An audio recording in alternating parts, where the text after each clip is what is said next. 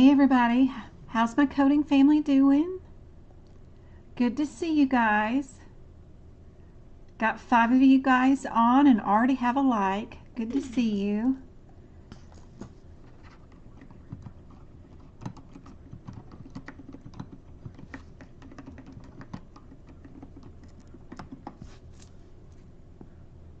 I was trying to start earlier today to see if that helps with the East Coasters.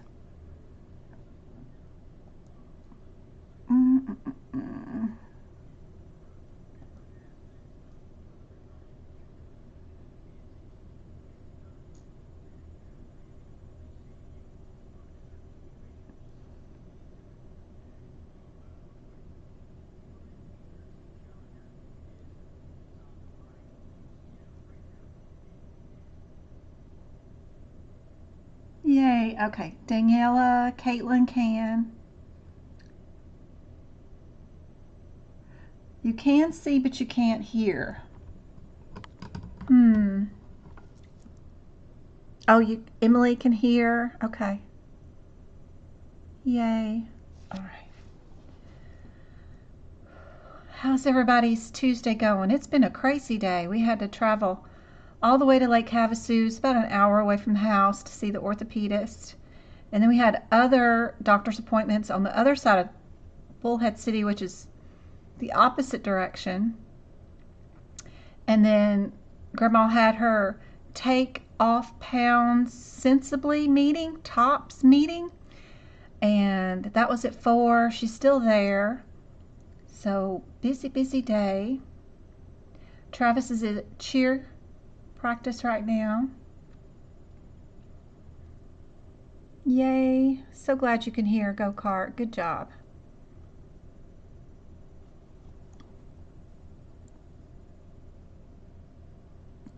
We got 3 likes and 19 of you on now. Let me see if I can't get this screen to change. What do I have? Do I have anything? I don't have anything pulled up, huh? Let me see. I'm running in here on fumes. So, where was I at? I was wanting to show you guys. Y'all ever seen this Netter's book? It's spelt like Netters. I wish they made it like an updated version of it. I think this is from 2019.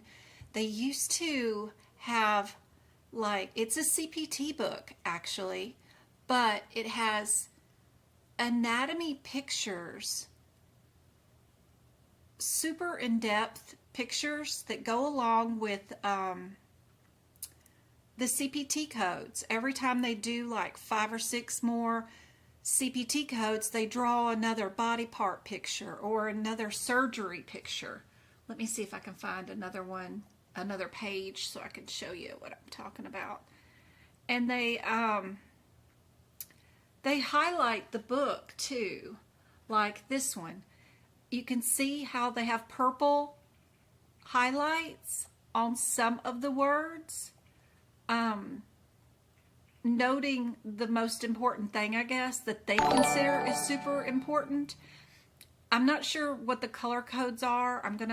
I don't know if the purple means something important, but like abscess is the important thing here, and then they have 1-word differences between the codes, which is really cool, and I wish it was something that they did every year, and boy, that would help out with a lot of our note-taking for sure. But I didn't know if anybody had seen this one yet. Hold on, my children are asking something. What, James? So I just asked John if I can ride his UC, and he said, you can bring all the stuff out of my trunk, don't scratch my paint, but he didn't say no. So I was just wondering if you could just unlock it. So I can, Where are you going to ride it at? just like in the front yard. Our front yard is not a good place for you to ride that thing. Well, I can't ride in the backyard. Why not? There's like no room. You need the poles. Okay, true. I can Okay, see that. you can move stuff off the patio. Okay. Okay? Go move the stuff. Okay. And you're gonna wear a helmet. Well, yeah, I'm not riding that thing without a helmet. Okay. I only wear a helmet without on the. No, we're not doing that either. Don't say, I'm only going to do it on this. No, anything with a wheel needs a helmet, James. But anyway, sorry guys, this Netter's book, I really like it. Because look how it's telling you what a simple and what a complicated would look like. I wish they would do this for the CPT book, like forever, you know, when they're talking about fractures. Of course, we have CPT codes that mean there was complicated fractures or there was simple fractures. Well, what does that entail? Why would one be the other? And you rely on me to Google and figure out and try to put the one-word differences. And they've got it done here where it's overriding rib fracture versus a multiple rib fracture, like a stone in or failed chest, whatever all those mean. It's really kind of interesting. It's hard to get a copy of this book too, like in its entirety, and get one that's completely updated, like 2023. I've never seen it. I think the latest version I've seen is this 2019 version. But I don't know if anybody else has seen them and thought it was helpful. It would take a lot of review and then moving this data over to the CPT book, but I think it's pretty cool. I like it. I like it. It's got a purple book cover, and it was put on and written by AMA, so I don't know. I don't know if anybody ever saw that or not before, but I like it. How's everybody doing? You have to find them, like, do a Google search. Let's see. Netter's CPT book. And do a Google search and then see if you can find one. What is my thing looking at?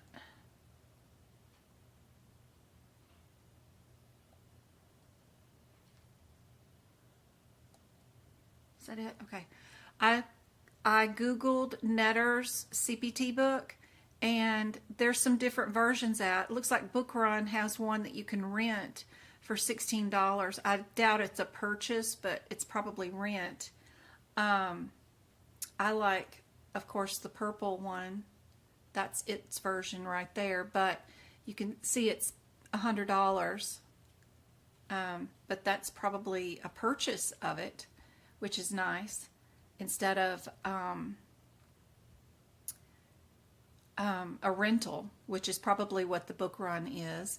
But there is a thrift bookstore that might have one, but I don't know what year model this one is, because see, it has ICD-9 in it, so that one has to be 10 years old or more.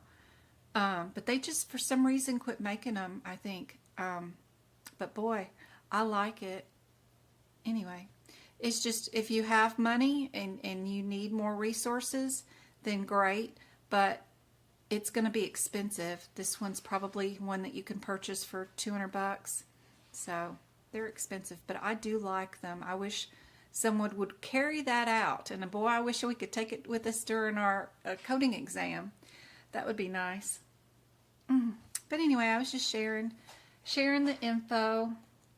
Let me see about our Word document for tonight. What was I doing? Let me get this up. Our Word document for today is, yes, back to a few more questions that I had prepped for the workshop on Sunday that we didn't get to. I had prepped like 92, 93 questions, and we didn't get to all of them. We barely made 75, but in 3 hours and 30 minutes because I was teaching, because the E&M was pretty hard on everybody. I don't think anybody was getting any of the E&M questions right. So I paused to do some teaching. So it ran a bit longer than I anticipated. But anyway, I wanted to repeat just a couple of these because I couldn't remember exactly where we ran off at. We did a few of these last night on YouTube, or no, TikTok. So if you've seen these and you were on TikTok last night, it's okay. I got some more coming up. And I have 2 cases at the end that are super cool. We're going to do the ICD-10 part of it, the CPT code. Then you're going to do the overall MDM, and then you're going to do the problem list, the data list, and the risk, all in those 2 cases individually. So those are going to be fun to do. But which of the following modifiers is reported when a physician who treated a fracture provides an evaluation and management service for an asthmatic during a post-operative period? What do you guys think? And be sure and let me know in chat if you've got questions, concerns, if you have codes you want me to tell you what the difference is. Let me turn off my ceiling fan. I'm getting cold for some reason. It must have dropped down to 98 degrees outside. I'm just like a lizard out here in this desert. It was very detailed. What book is that? Yeah, Emily, it's called Netters. Thanks, Go Card. I got your birthday card today. I picked it up from the mailbox. Thank you very much. Love you so much. All right, can hear you good. Anything else going on? We do have 24. Good job. I think last night when we were doing this on TikTok, everybody was getting that one wrong. So I wanted to make sure everybody knew it tonight. Which of the following modifiers indicate that a physician performs a procedure but is not providing post-operative care? Let me unlock the Tesla is what he's wanting me to do. There we go. Oh, he's already in it. John must have done it.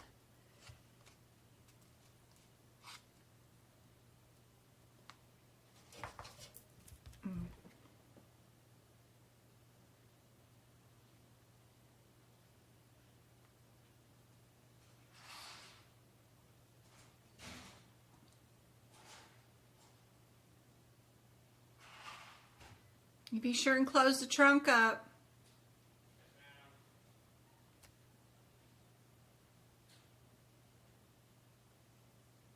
You took out my scooter? Yeah. Did you scratch up the bumper?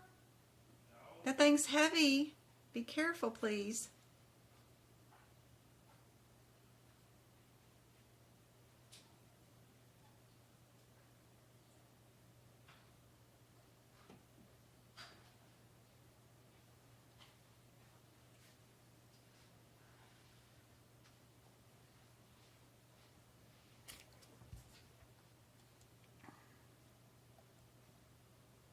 We got some C's and D's.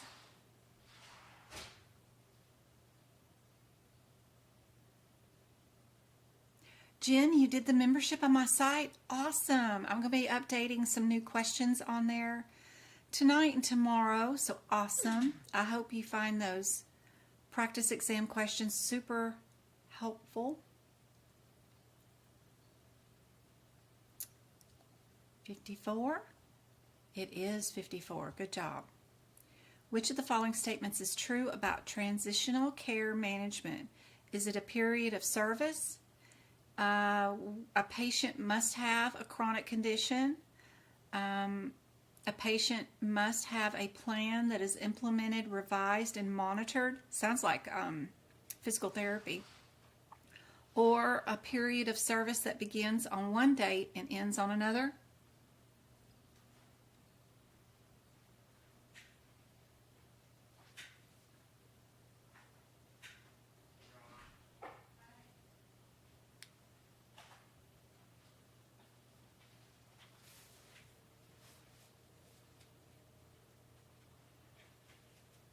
See if Grandma needs help with trash or anything. Also, I grabbed your helmet too. Okay.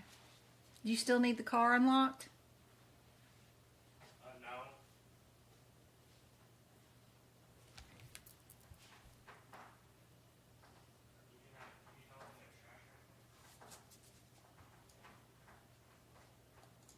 Correct. We went over that one last night. It is the date of discharge with 29 more days afterwards. Perfect.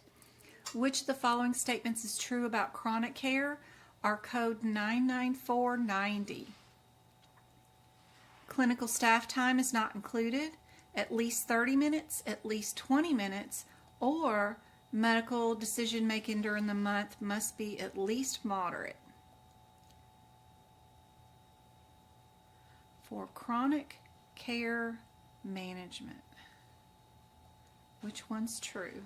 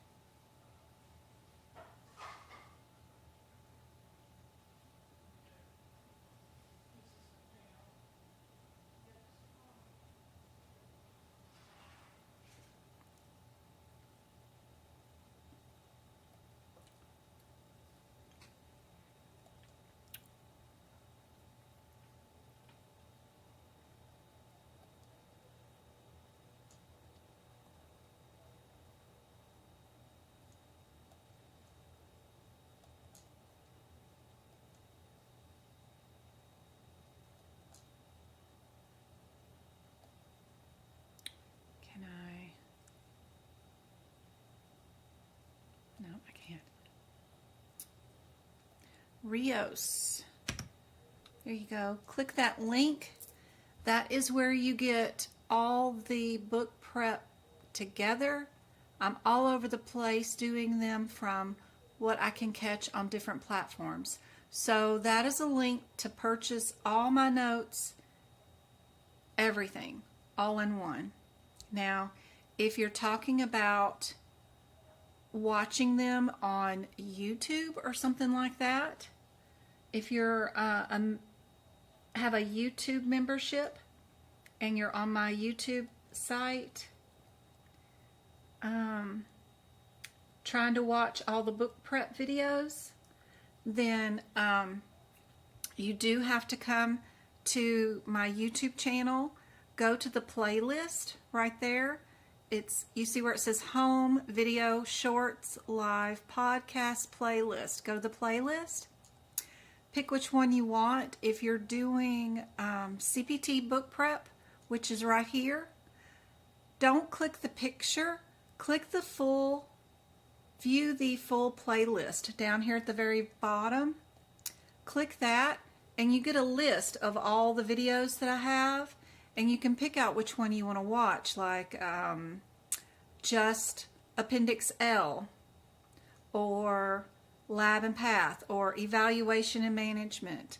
They're all listed. This is musculoskeletal, that kind of thing. The only thing that I have separate on my own website as far as book prep videos is 3 videos underneath the resources tab here on my website that are free, and they're under book prep videos, and it's the digestive system where I do those book prep videos right there, and that's free for everybody. But if you're on YouTube, you do need to have my YouTube membership to be able to view these. And then if you want to purchase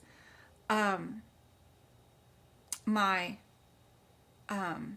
notes, and you just want everything, whatever it is, you want all of it, ICD-10, hip picks, CPT, then you just come to the shop, scoochie down here, and right here, this one that's got the interesting artwork, it says CPT, ICD-10, hip picks, anatomy, mega bundle.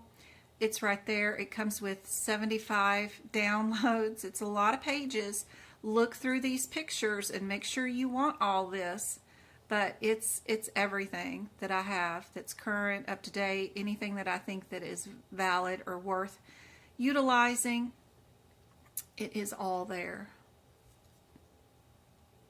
And what to do when you get it is on that picture right there.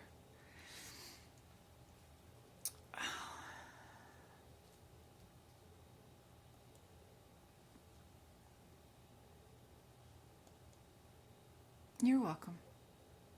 Hey guys. Glad you could join. Everybody get C with this one, at least 20 minutes. Which of the following statements describes a type of condition that may be addressed with principal care management, PCM? Is it a condition that must be high, a complex chronic condition, a chronic condition that qualifies for PCM, or a complex chronic condition with at least 3 months history? Does that play into fact? We do have 2 of them that list months. B says 12 months, D says 3 months.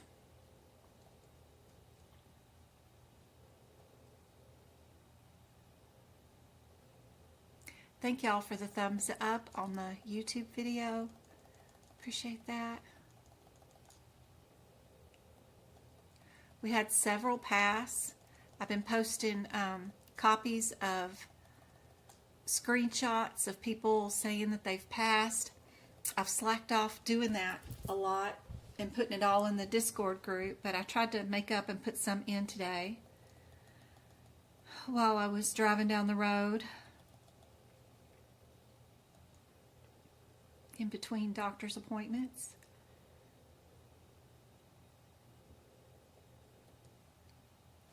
Anybody want to take a guess at this question?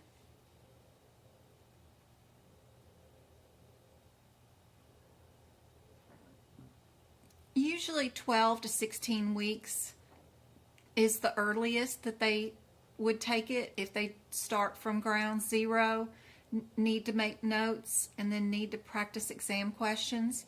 12 to 16 weeks. And then some people have been with me for 2 years and they're still not ready. It just depends on your family life, work life, and how urgent it is for you to pass. Some people treat it as a hobby. Some people treat it as, I need this now. So it just depends. You're just starting, Caitlin? That's great. Just take it one thing at a time. Don't stress too hard. Let me know if you have any questions. It's D, guys. It's to support principal care management. It needs to have a complex chronic condition, and it must be expected to last at least the next 3 months. So be sure and write this above the codes that are for PCM in the front of the E&M book, because that might come up. You never know. Super helpful. Which of the following examples of services is never reported by the same individual in the same calendar month?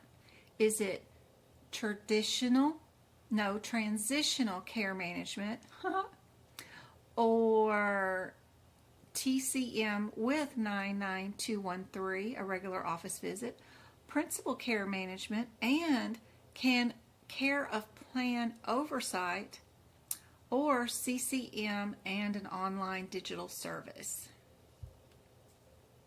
They cannot be reported by the same provider in the same calendar month.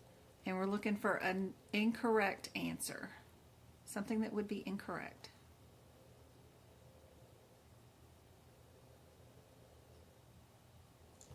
That's great, Caitlin, especially if you've been like a medical assistant or anybody, lab tech or any x-ray tech. I've even had a veterinarian switch over to medical coding. Just, sometimes being on the floor is super demanding, not only on your body, but also when you can't provide the care that you really want to, this is a great way to still stay in the healthcare field and still be able to help patients and still have something fun to do. I think medical coding can be super fun. It's kind of like puzzle solving. So I love puzzles, and this is exactly what it is. It's puzzle solving. So I love it. I will be taking your test next Thursday morning, Jen. Awesome. I have a list at the end of this live that you should take a look at too.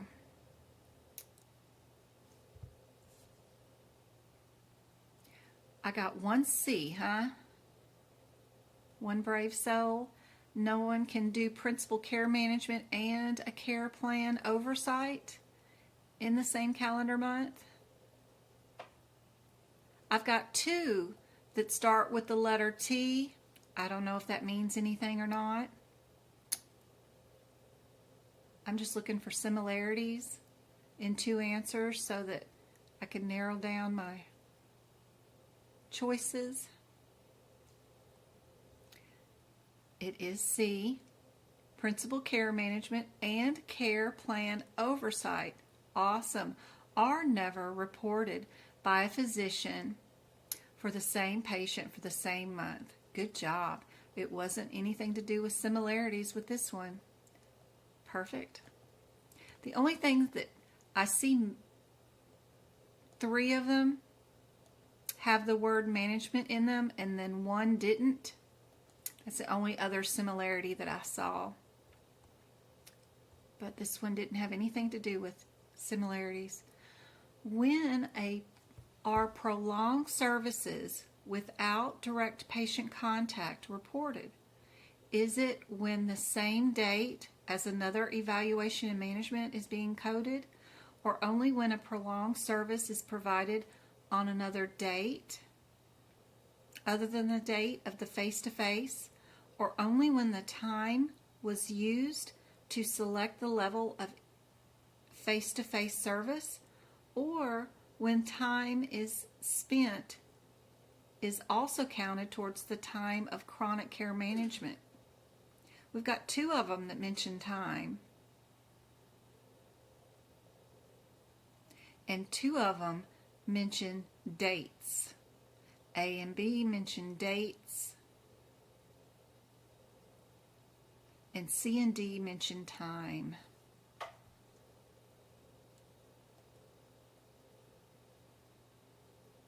You're taking the CPC this month? Oh, I hope you do so well.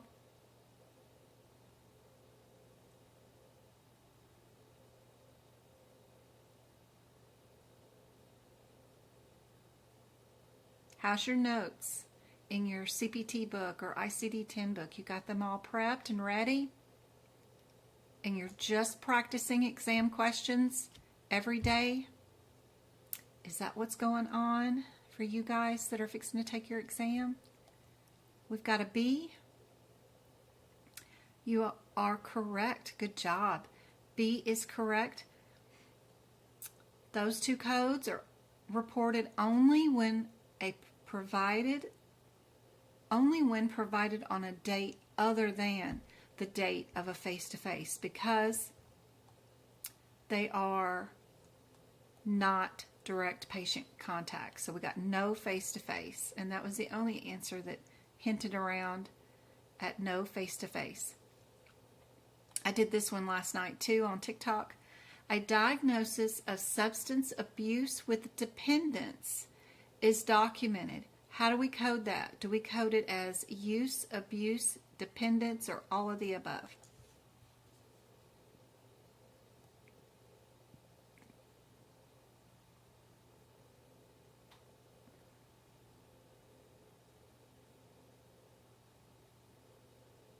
Practicing questions every day. Perfect.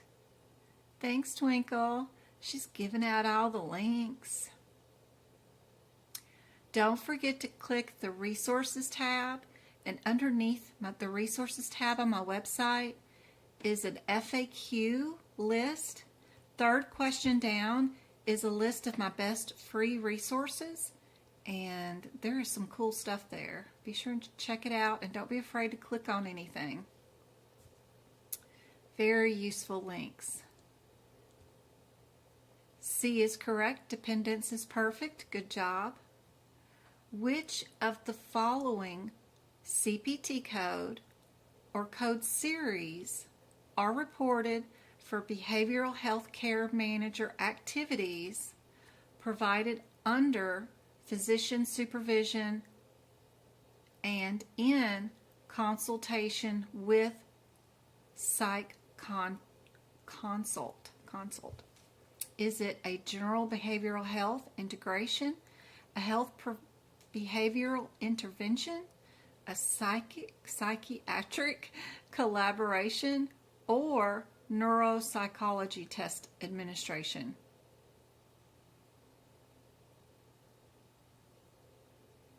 When would you use behavioral health care manager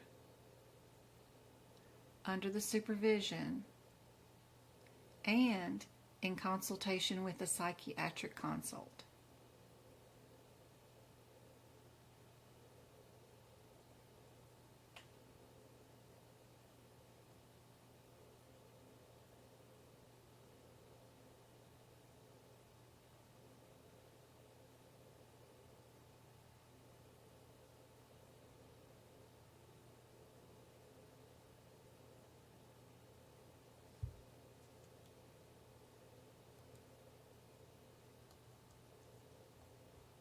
C is correct. Perfect. You guys are rocking it tonight.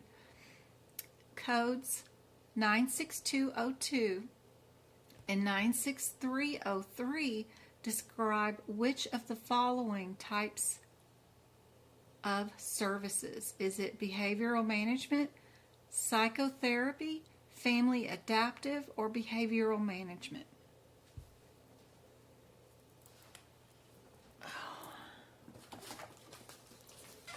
I slept like a rock. Slept so good last night. Ooh, it feels good when you get to sleep really good. No cat napping. I was out.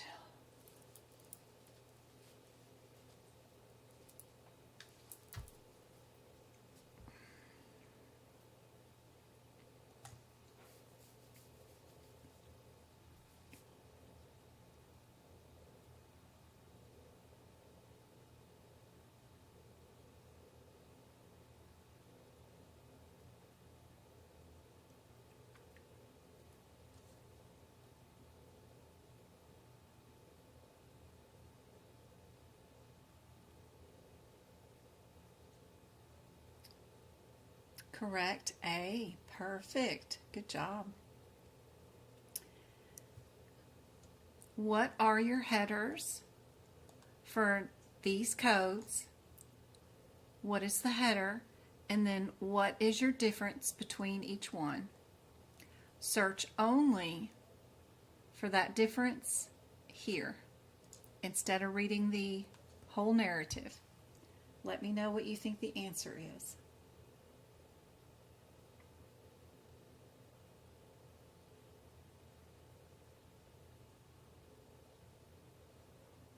If I had to guess, a lot of times it's not the first code and it's not the last code, it's the two in the middle.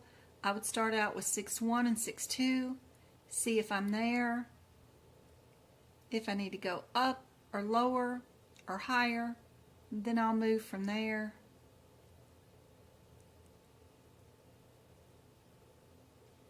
Or if they're all in a row just like this, I just start with the first one and work my way down. I don't know.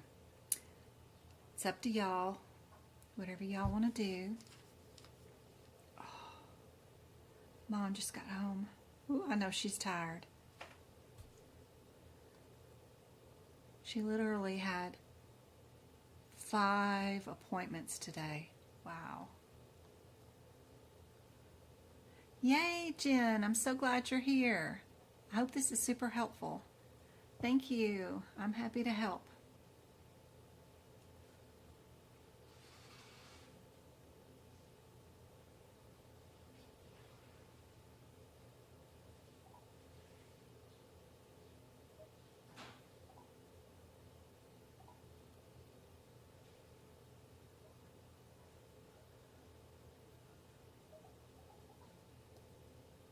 I got an A.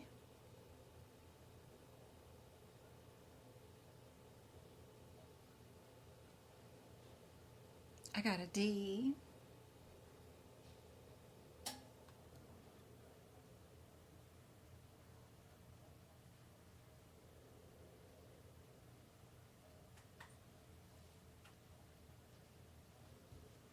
We have January 1st and a January 2nd. What are they asking you to code?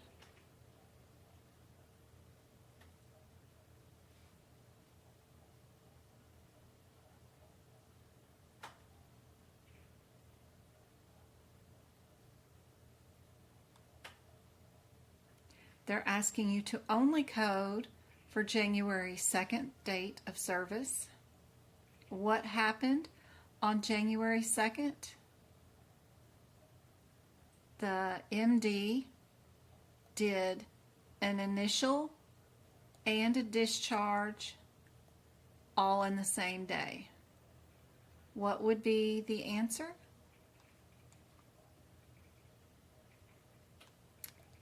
That means that Emily was the only one to get it right in the very beginning.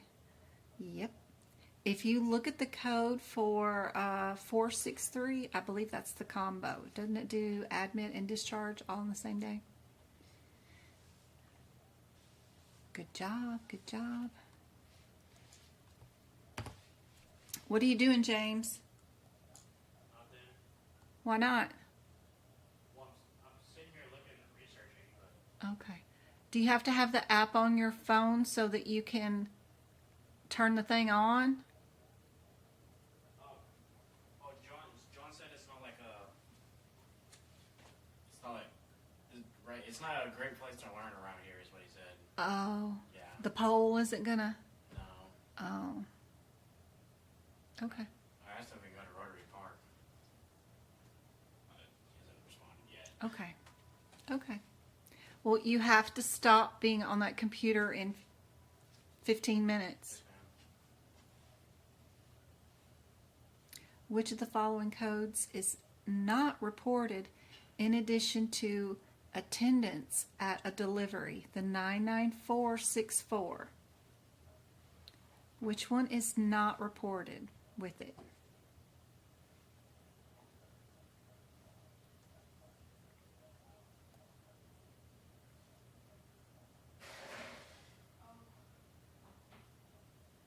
Was that Grandma?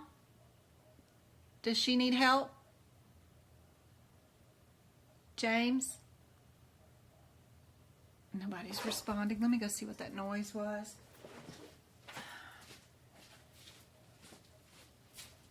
What was that noise?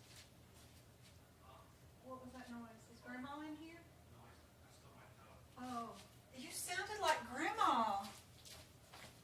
I know. I grown like an old person. Yeah, you did. You sounded like Grandma. He stubbed his toe. He sounded like Grandma. I thought he hurt himself. I thought she hurt herself. Sorry. All right, 99464. Which one cannot be coded with it? Yeah, A. Yep, perfect. Good job. That was an easy question. Which of the following codes or pair of codes is reported when an attending physician provides subsequent newborn care to a neonate who was previously suspected to be affected by a maternal strep infection, but it's determined to be normal on the date of service?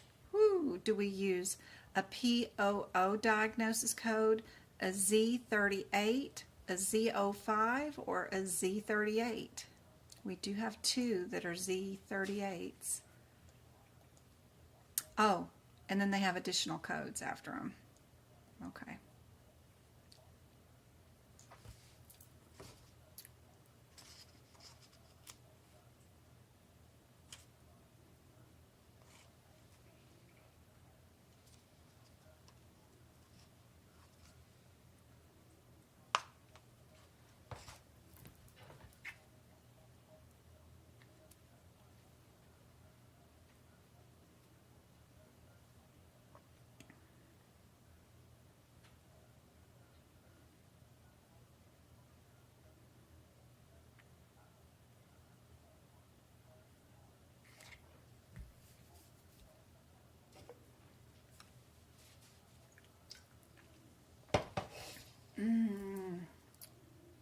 No one gonna get this one right?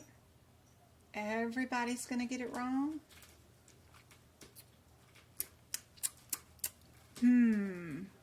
What are they asking you? What are they asking you to do? Which pair of codes is reported normal on date of service? Because all this other stuff is propaganda, right? Because nothing happened. The kid was normal, right? The rest of that is propaganda. What are the codes for a normal on this date? The kid was born on this date. Normal. Does that help?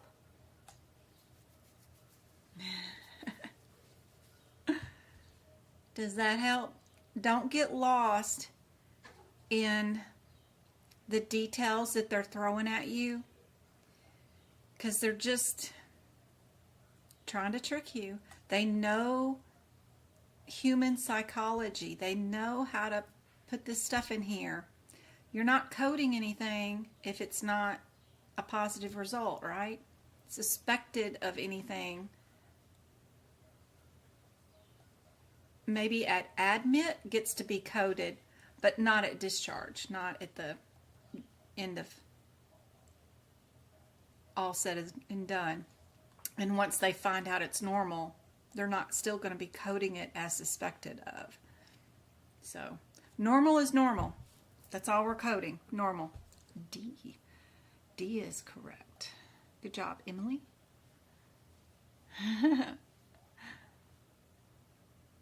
D. Just a normal baby.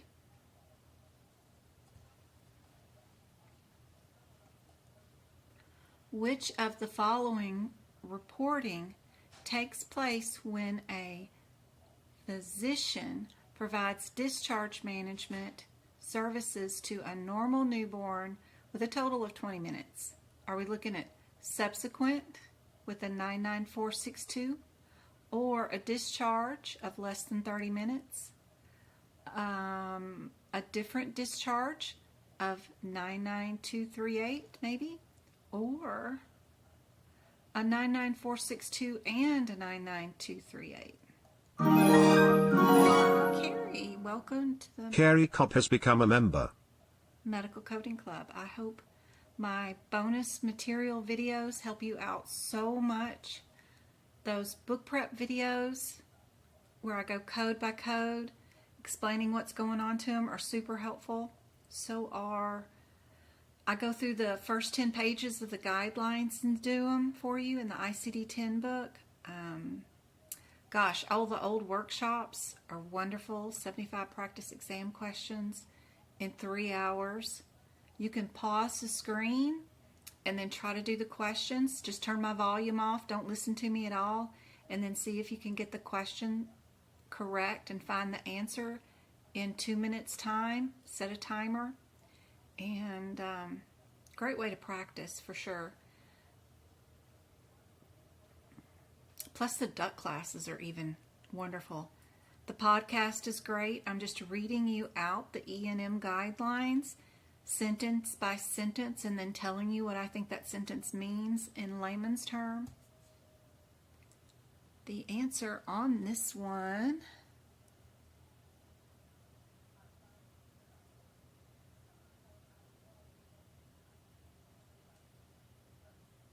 do I have anybody getting this one right?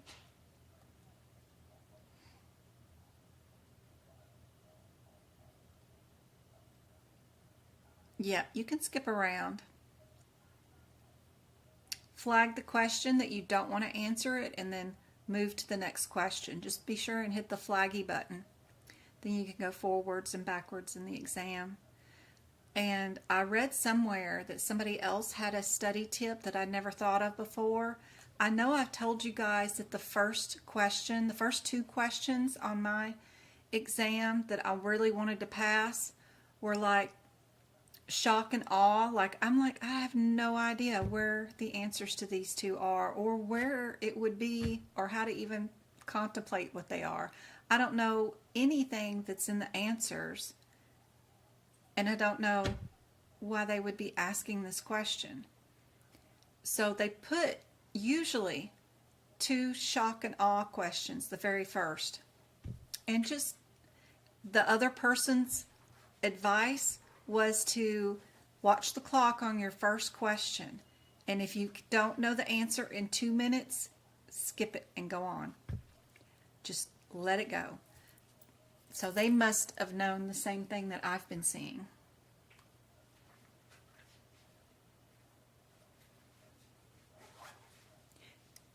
Yep, there is a great video that explains exactly how it works. C is correct for this one. Perfect. Good job. Which of the following codes or code is reported for a follow-up evaluation and management service provided to an ill newborn not requiring critical care services who provided a consultation earlier in the admission?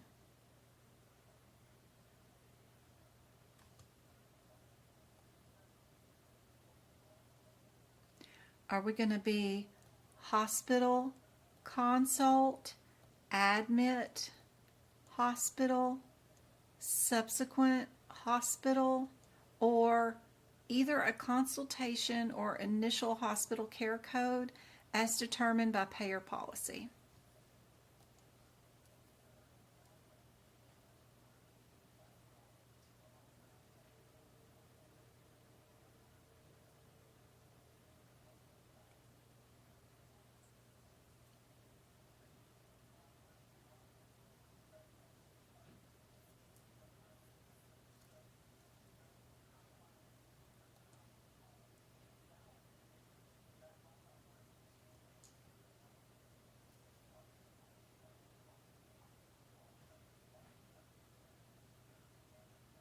No, there's no highlighting anything in the question. I wish there was a pen on the online exam or a way to highlight stuff. That would be awesome.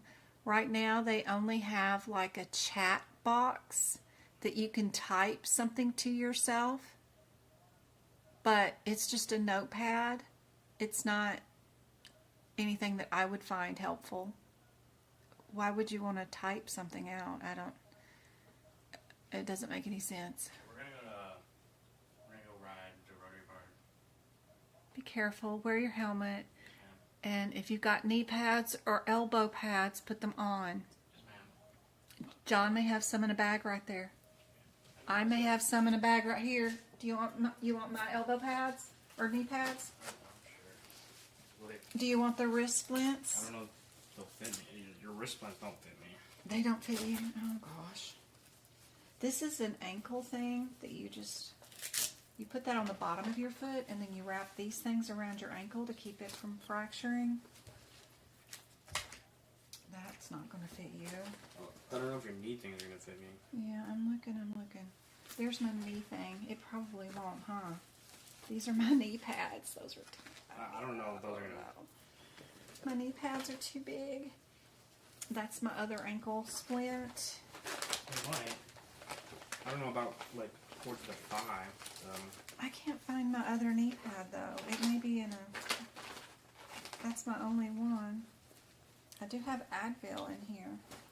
I could save one knee. Where's the other knee pads? You used to have some. Those little shin guard basketball things. Where are those? Soccer. Yeah. Those are Yeah. Whatever those little thingies you put over your legs. they're shin guards. What about? You probably won't like that. Okay.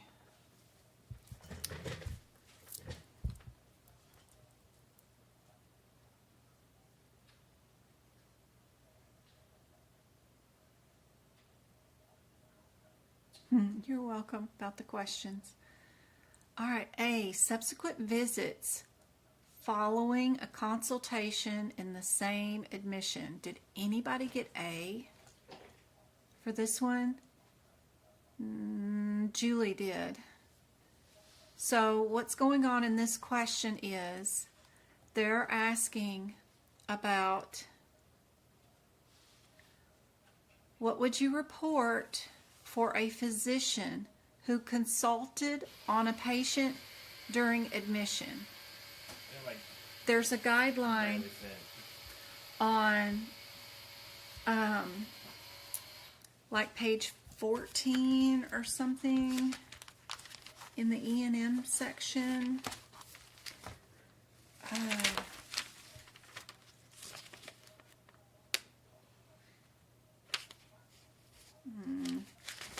Not page 14, 19.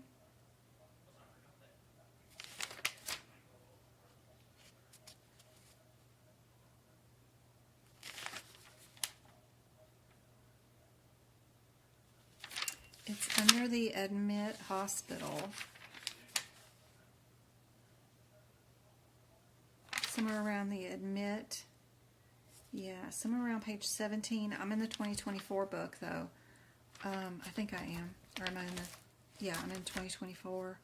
Somewhere around page 17, 18, there is a guideline that says any consultation done at admit is always a subsequent encounter.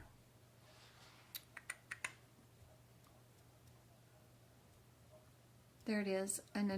If a consultation is performed in anticipation of an admission, which just means before the patient's admitted, once the patient is admitted, the reporting consulting physician is to report a subsequent care visit.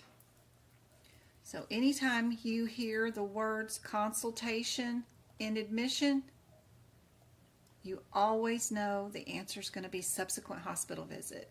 So be sure and make your notes about that near those codes. Super helpful. All right, this is our case that I don't have an A, B, C, or D for you guys. We're just going to do this Old West style. I want you to look at my 14-year-old and what happened to them. I want you to come up with their problem list level. What would it be? The data level, the risk level. I forgot to put the overall MDM also after all of that because we need to combine. Whoops. I want the overall MDM too. And then I also want what CPT code would we bill and what ICD-10 code is your primary for this patient without any answers provided. So let's just take it one thing at a time. What's the problem list level? We have a patient. What are we doing? What are we doing?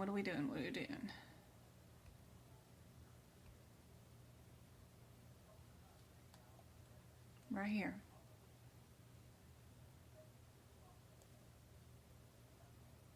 Asthma.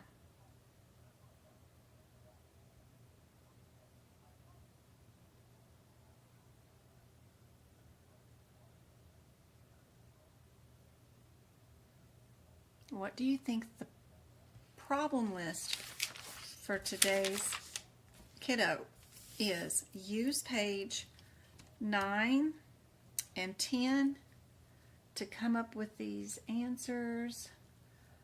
We're using these charts that we have here in our MDM charts. We're only looking for a problem list. Are we minimum, low, moderate, or high with this kiddo?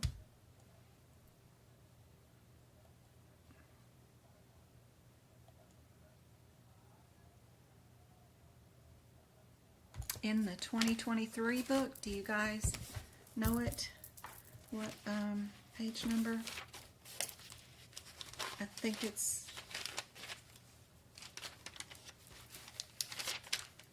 8 and 9.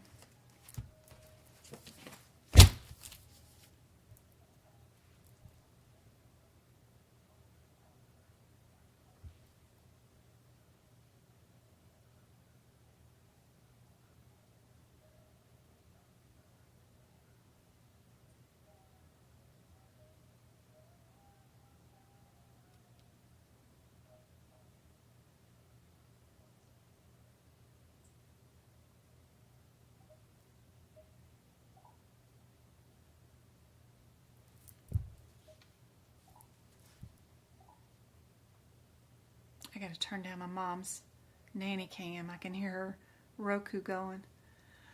I still don't see a correct answer in chat for her problem list, her or his.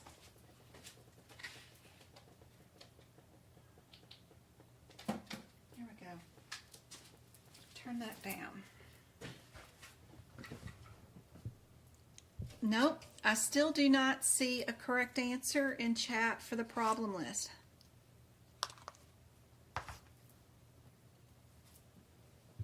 Nope.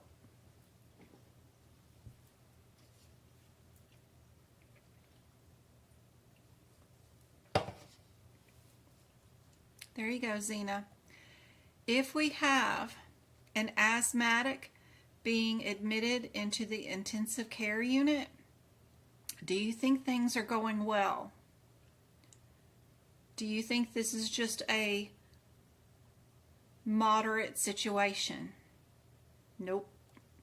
This is super bad, right? So our problem list is high.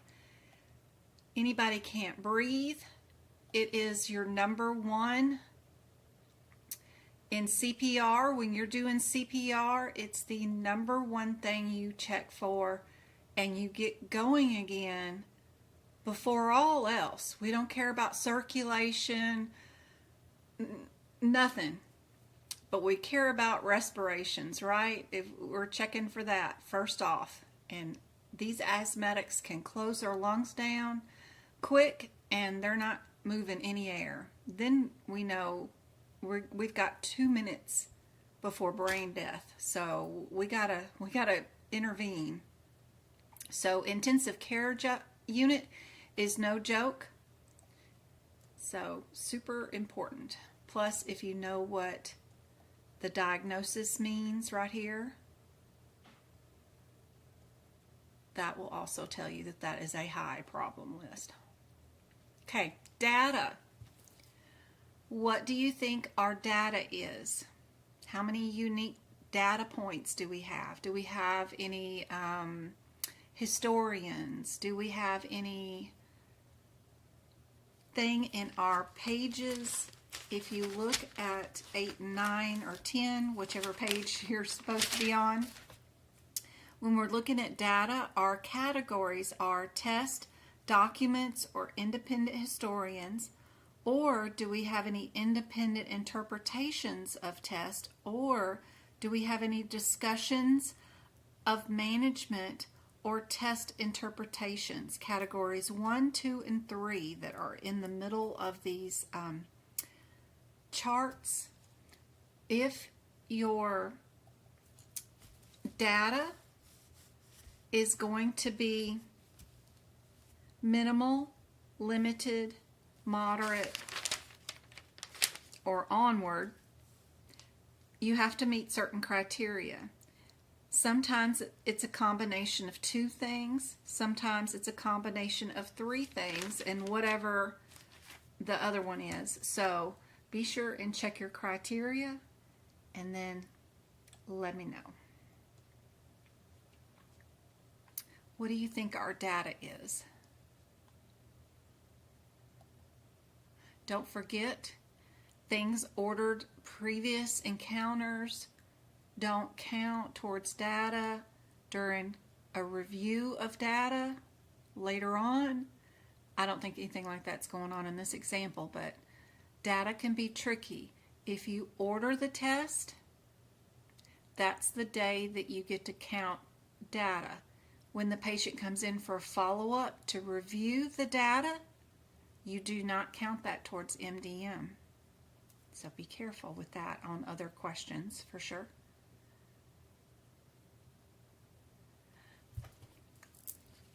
I do not see a data correct answer.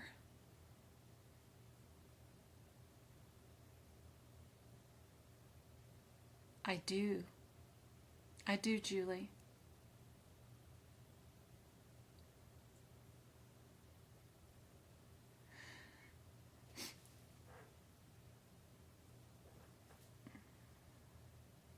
still do not see a correct answer in chat for our data.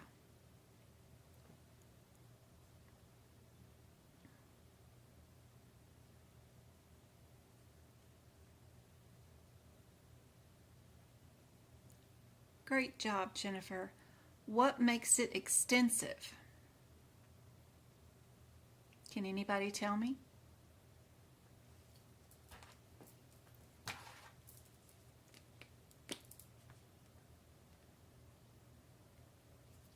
Your criteria for data being extensive must be a combination of 3 of the following.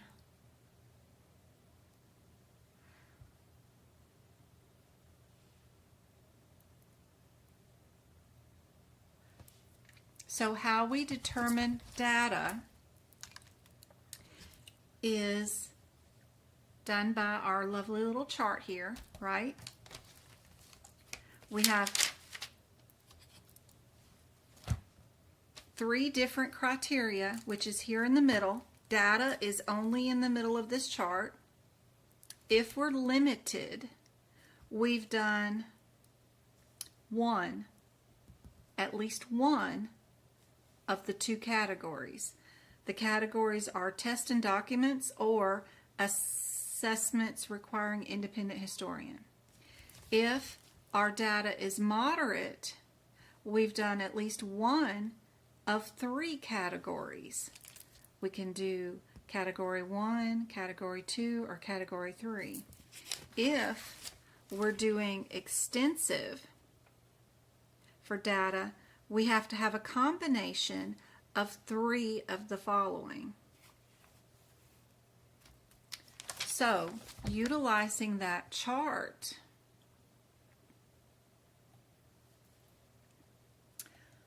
unique test.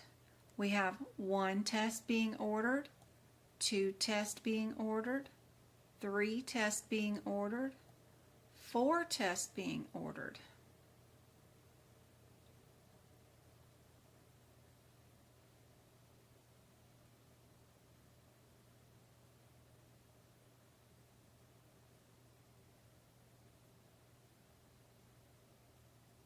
No x-ray? I was just looking for an x-ray. Maybe no time to do one. But we have 4 unique tests being done. Look at your category 1s. And my, let me show you guys one thing that is super helpful.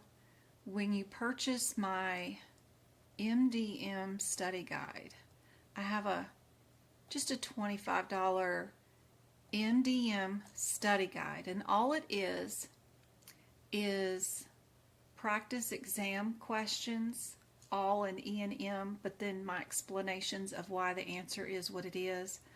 But it comes with this cool cheat sheet. Let me find it real quick. E and M, where is it? Let me type study.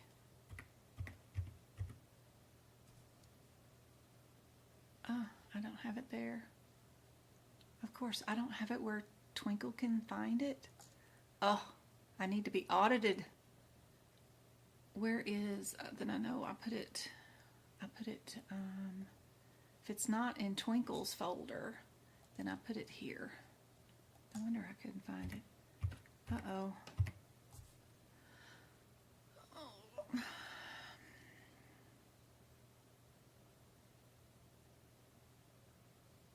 What is this? I can't see the whole name. Nope, that's audit worksheet. Where is my study guide?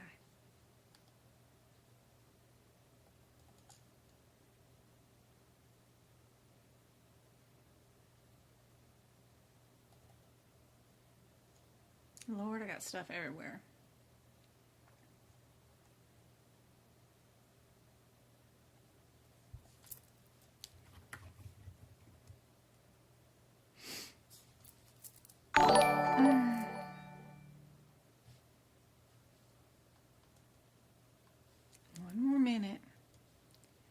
there's a will, there's a way.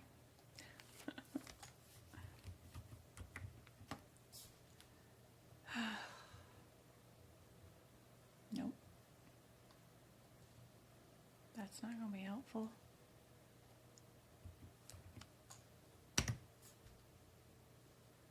And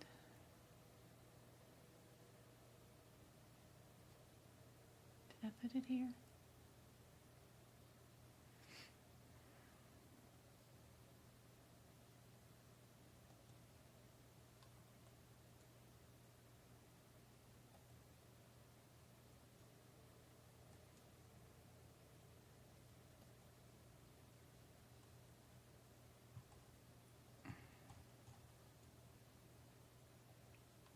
It's called Study Guide, Evaluation and Management.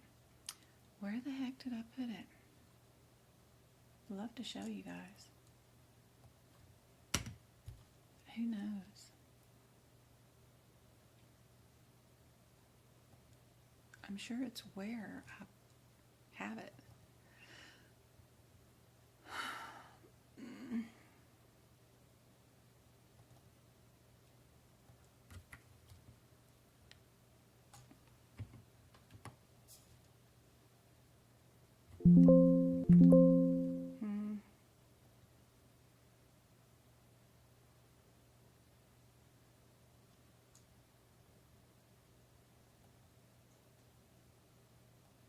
Study guide, evaluation. Where are you? That's going to drive me insane until I find it.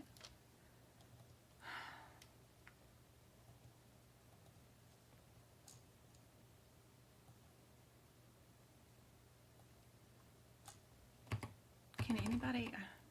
We didn't delete it out of the folder. There's no way it could have... that I gave any kind of access to do that. Where did it go? Gotta look. Let me go to OneDrive and see if there's a copy of it on OneDrive. Nope, it's nowhere on my computer or on any of my drives. I have no idea where it went to. Oh well. I can purchase it, I guess, and download it off my website. It's really cool. It has these pages that I can show you. Where am I? That's unhelpful. Open. Window capture. That one. It's this cool little points thing that for the problem list, you get a little thing that will tell you how many points you get, and when you add them up, it'll tell you if you get MDM level, extensive, or moderate, or low, or minimal. There's another chart for just the data, and if you have 3 blood tests and an x-ray, then that's 4 points, and then it tells you, does that meet level extensive or moderate, low, or minimal? And then you've got another one just for the risk assessment, and it does the point system too, and then it tells you if the number is this, the end, this is how you figure out what your risk level is. So, and then you can combine them, and it shows you how to do the overall MDM. But it's really cool. It's called the Study Guide, Evaluation and Management with Modifiers. But I love that one, that document. I think I'll just have to purchase it for myself and download it again. I don't know where it went. No telling. Sometimes my Chrome or Word just upchucks, and I just need to reboot my computer, especially after workshops, because my computer gets heck abused during that time, and I haven't rebooted my computer. But irregardless, we have 4 points on this one, and 4 unique tests means you are extensive. Our risk assessment for this patient, based off what the doctor ordered for today. What did the doctor order? They ordered treatments, IV. What does that mean our risk level will be?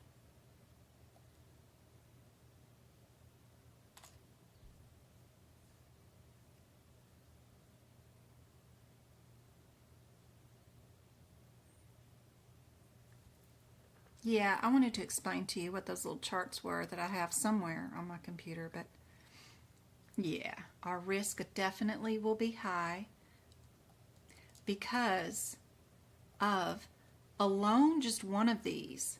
The IV management, any IV drug management is usually a super high situation. Yep. So our overall MDM for this patient is high, of course, because you just need 2 of these to match to be able to bill. You need 2 to match, or they can be even higher, but you need 2 of them to match.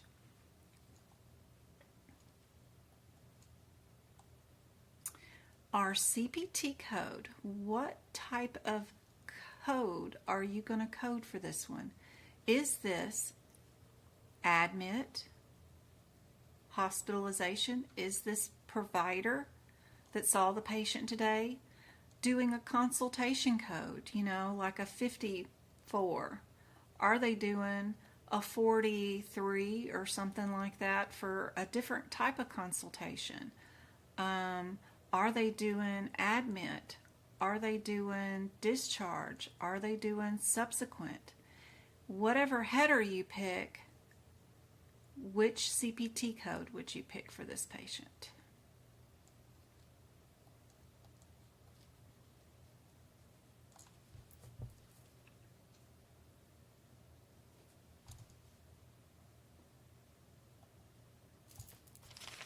Anybody know what CPT code we're going to bill?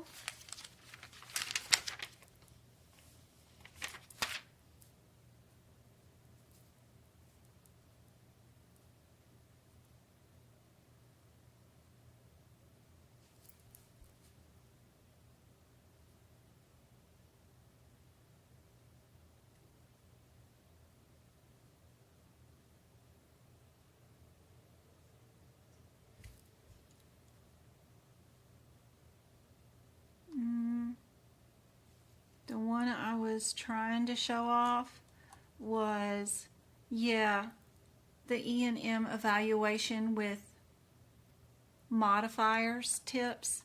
It's the study guide. Yeah, that's the one I was talking about that has those little charts. Yeah, but mostly it goes through each exam question, shows you where the guideline is in the book and where to find the answers to all the E&M questions too, which is super helpful. Shows you where the answer is. That's super helpful. But I love these little charts too, that you can just add up how many points and it'll tell you what the answer is on each level. So yeah.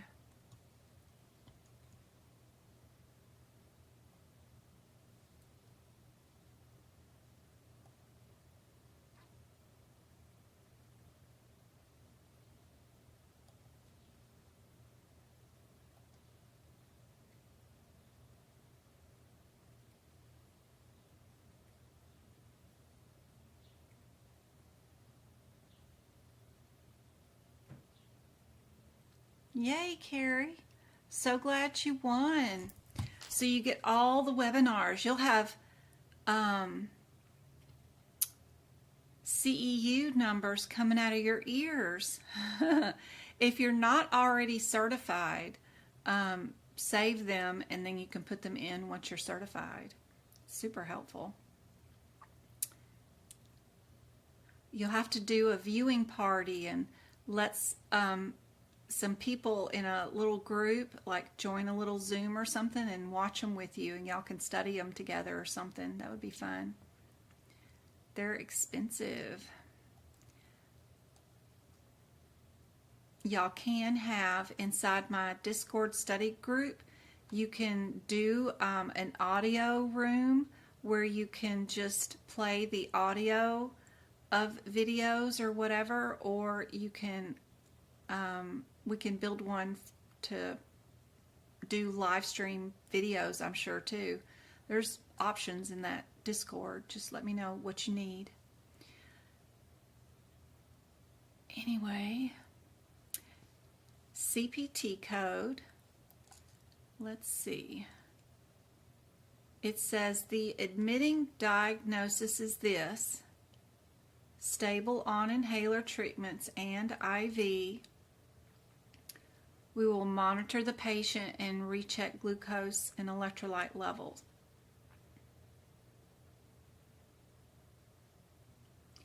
The admitting physician documents all this stuff.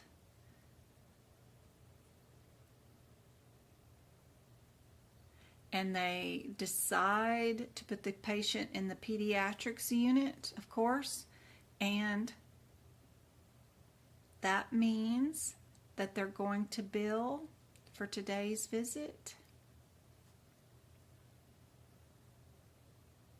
a 99223. What do you guys think is the diagnosis code? Can anybody find this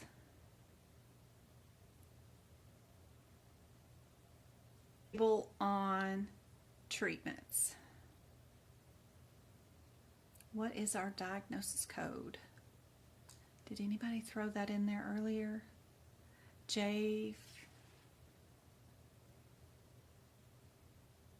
Close. Where is my diagnosis code book?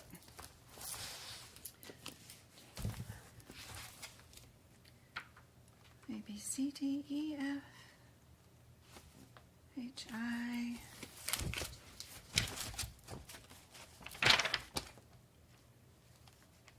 All right.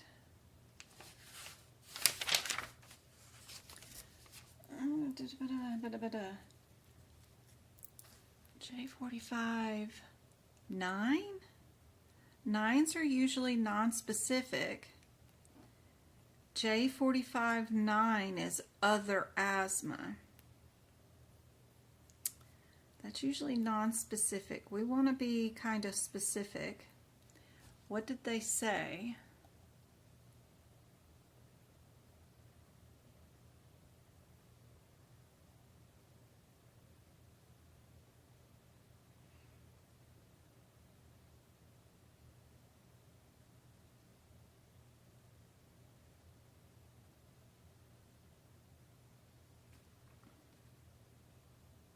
What does our excludes or includes say?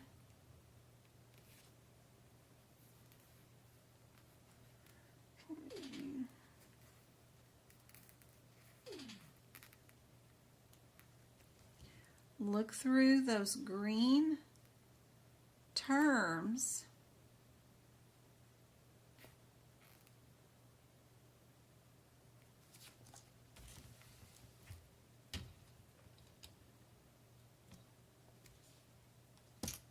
Get the camera on.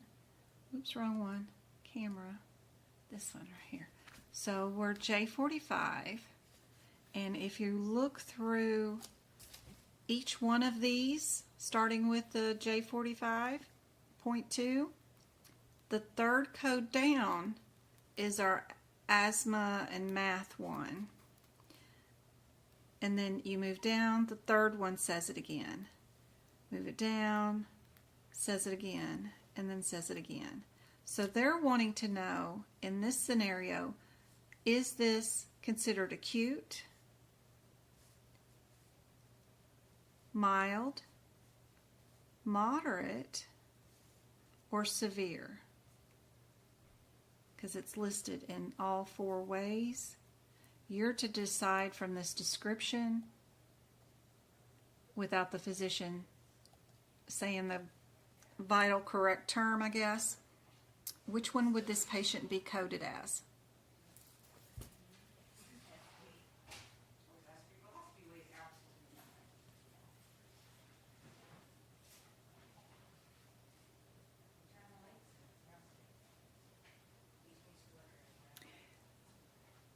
Y'all are, I could see where you go there, but we're not correct. But I could see that.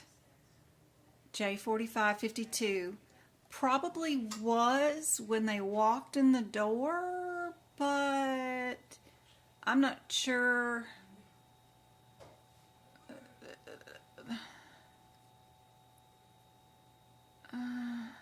Since they actually did not put the patient in intensive care rather than intensive care, they decided to put the patient in the pediatric unit admissions. So they backed off that a little bit, and then they gave it a status of stable. They're definitely not severe when they're saying stable. But we're super important, right? We're really worried, of course, but we do have a stable here. And how you would know truly with this one, because the patient did respond, right?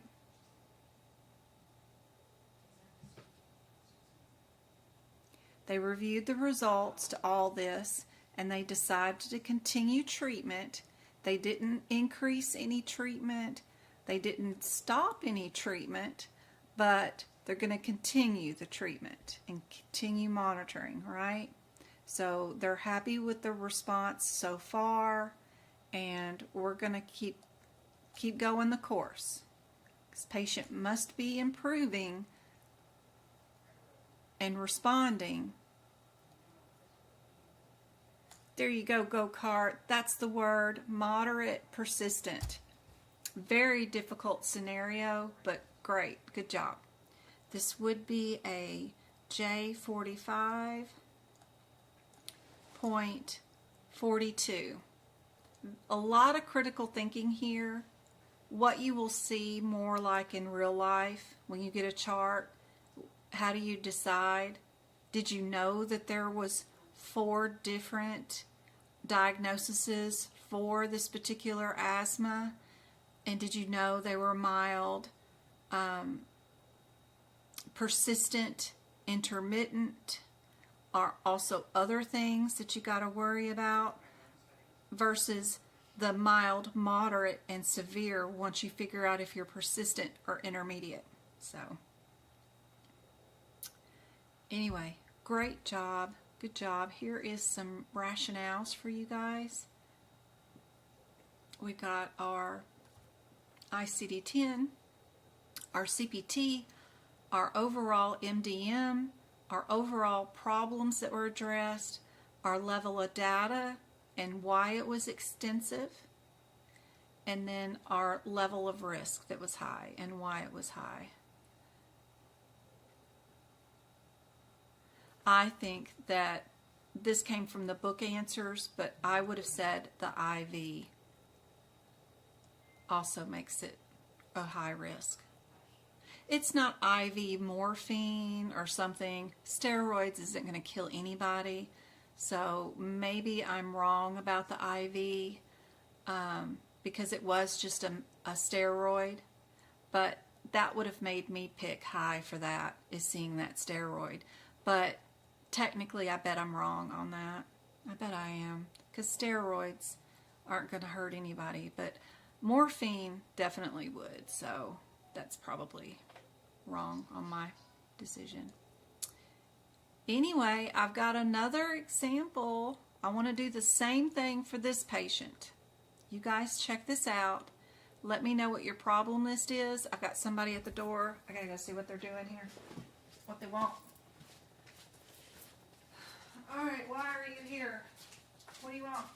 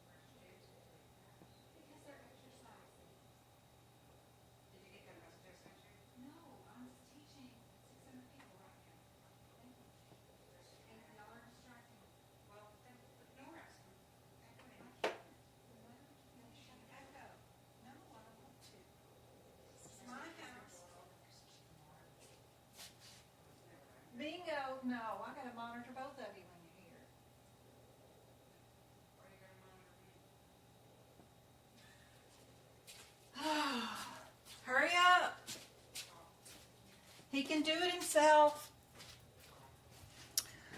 All right, guys. What is our problem list for this one? What do you guys think is the problem list?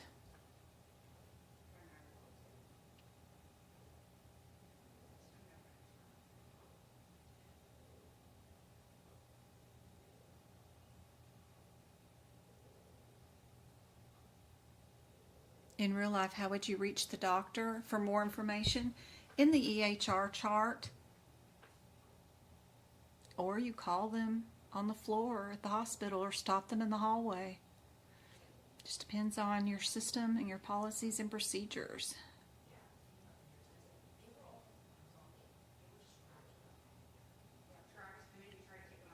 Our problem list for today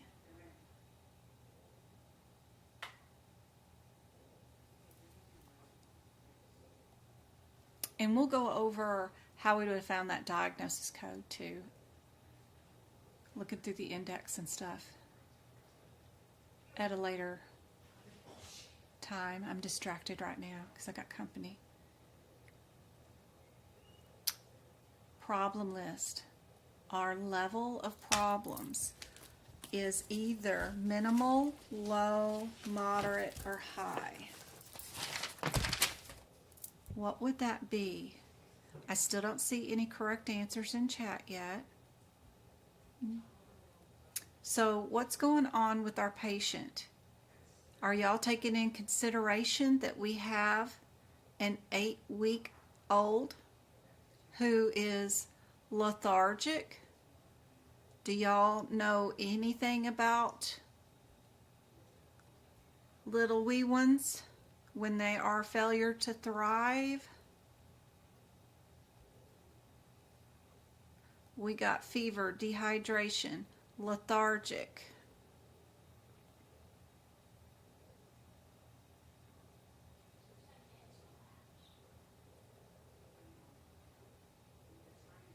The last visit went very well, but now the kid came on overnight with a fever.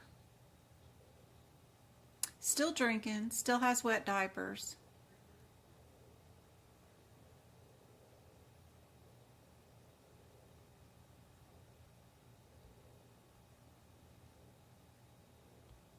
We have a concern for sepsis. Concern for sepsis in an 8-weeker? How fast can sepsis take someone out? Sepsis can reach the heart and the bloodstream, and sometimes you just never recover. It can stay with you forever, or you lose your hands and fingers and toes, or it can mess with your heart, cause problems, even death quickly.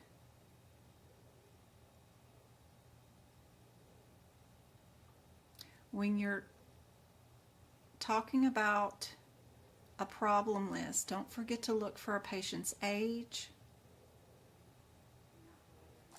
and what the doctor's concern or suspected thing is. And yes, we are going to be moderate. We're not extremely high. We don't have like a congenital issue that showed up like they're blue or, and we found a sizable heart murmur or something, and we know the kid is going to have to go in and do open heart surgery. That would be my high peds thing. Anything else, especially like dehydration and stuff that we can fix pretty quickly, I would keep it all the moderates, around the 8-weeker age, yes.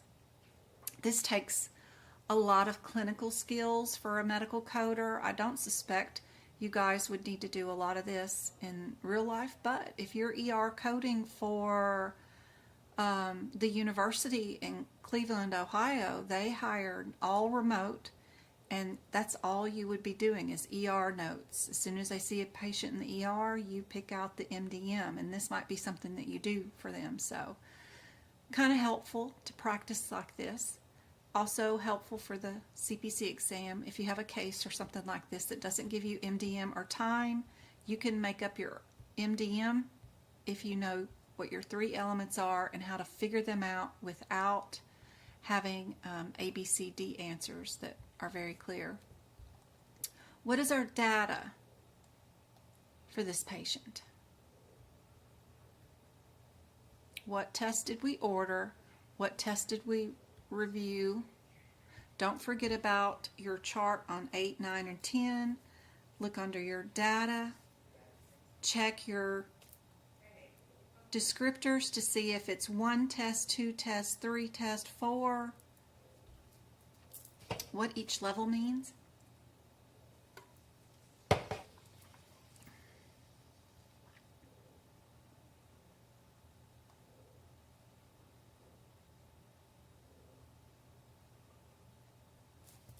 Where is my chart? I gotta look at my chart.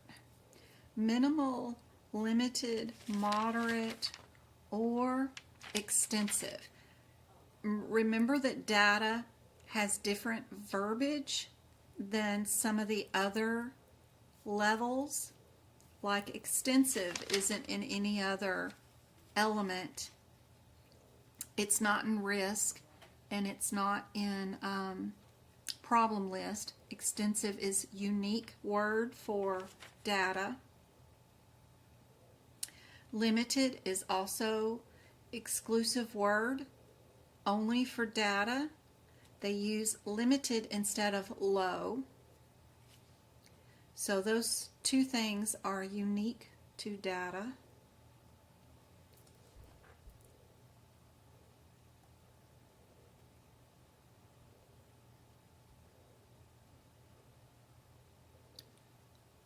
I don't see a correct answer yet. I'm glad you like these, Robin. I can do some more of these.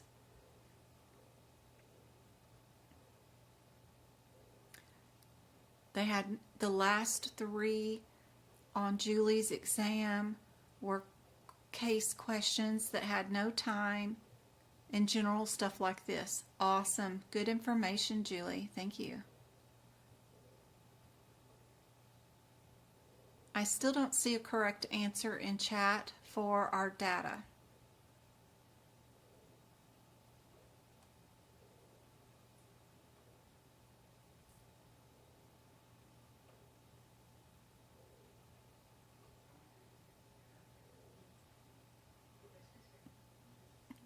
We did.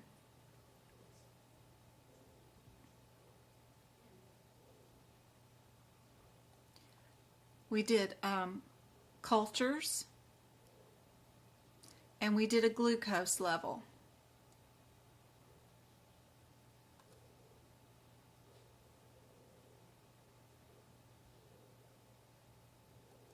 What does that make our data?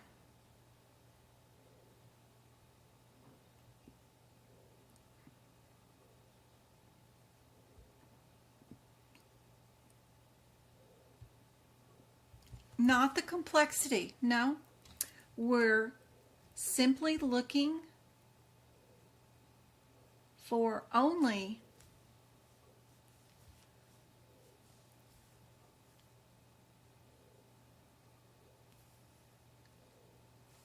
the review of each unique source of data.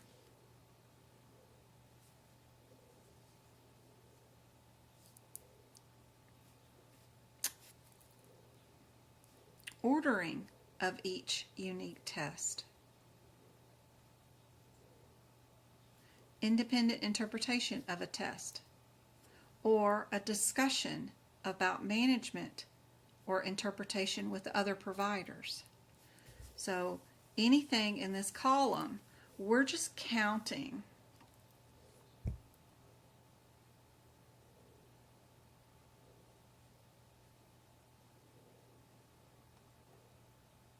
Oops, sorry.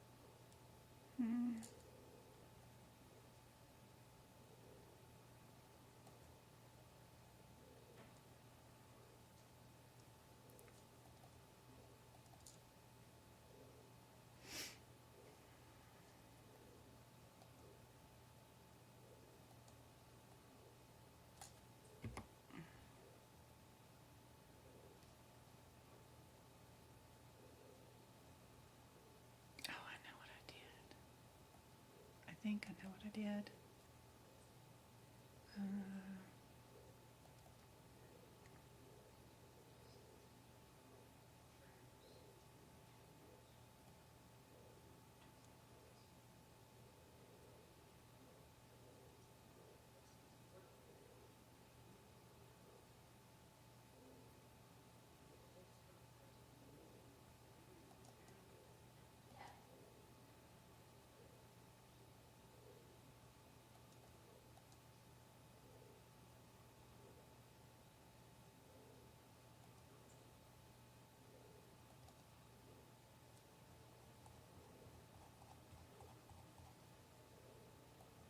Oh my Lord, I named that document a different name than what I named it on my website. That's why I couldn't find it. I'm so blind sometimes. Okay.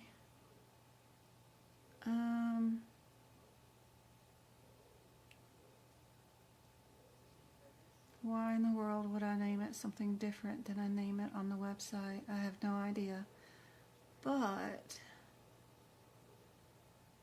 this is what one of those that document kind of looks like. It's, if you're just doing the problem list, you pick out what you have going on and then you add the points together, then the total, and then it tells you what your answer would be. And I have 3 of those documents like that. That makes this super helpful for adding this stuff up when you're alone.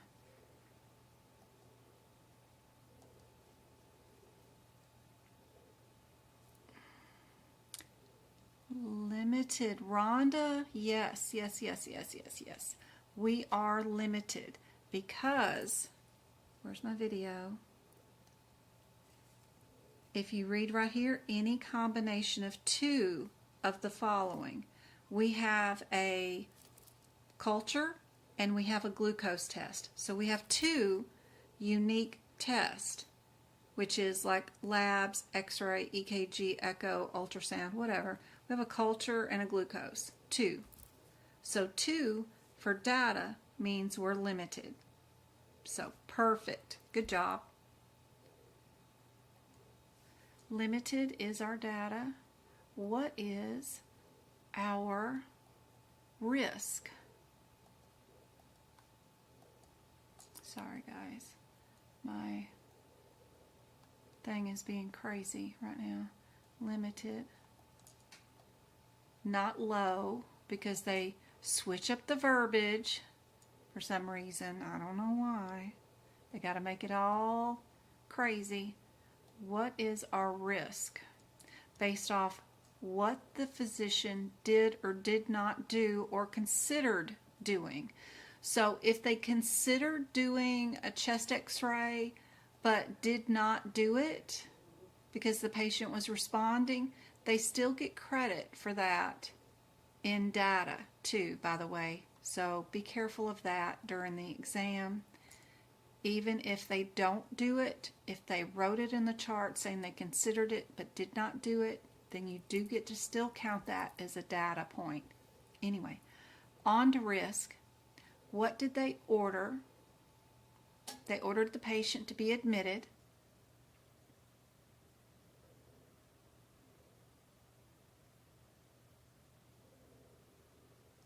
We're going to do IV antibiotics.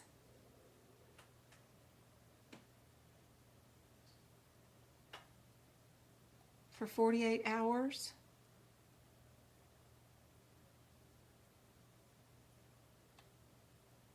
Right?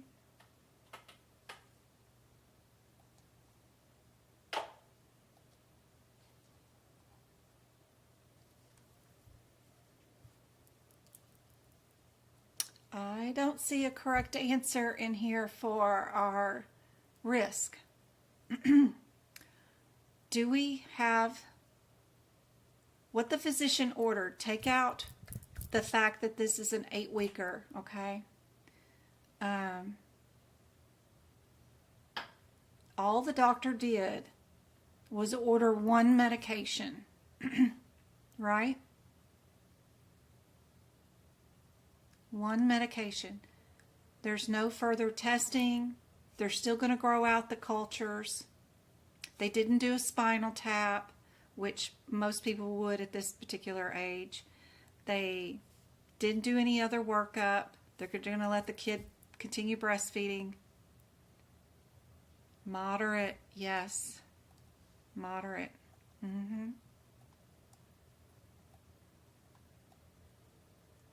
Good. What is our CPT code? So to know that, you need to know what header you're under.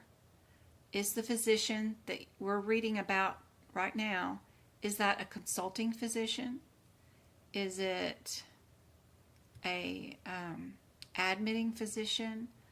Is it an office visit? Is it a telemedicine? What is this? What's going on? Is it a critical care? Is it neonate? Where did they admit the kid? What is your patient status?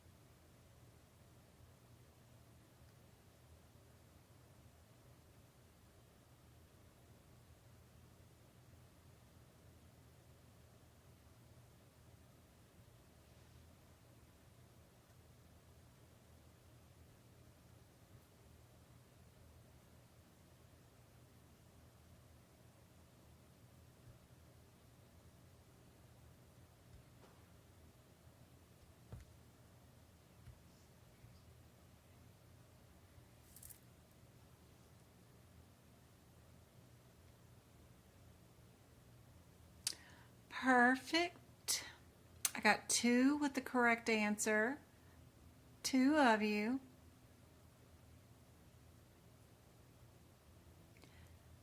Carrie and Sean, good job. They noticed this was a progress note.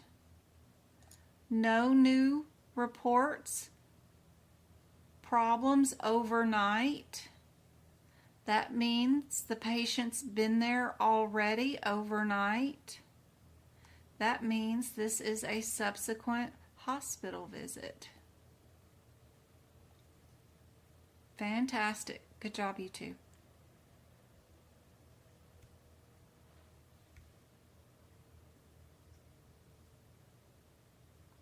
So this is a 99232.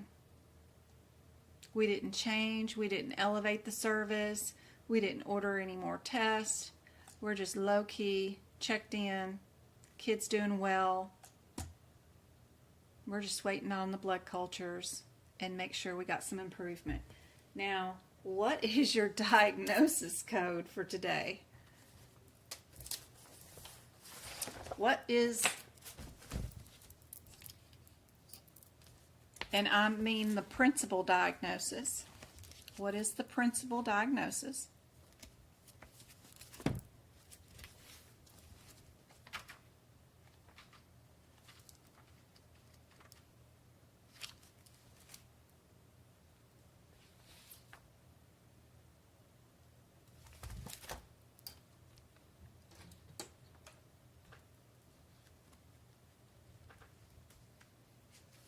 How do we find it?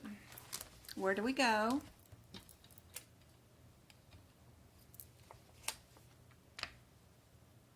Remember, this is an 8-weeker. They are no longer newborn, just birth, because those are only 28 days or less, right? What is the only thing they know is wrong with the patient that they noted in the first sentence? Fever, dehydration, and lethargic.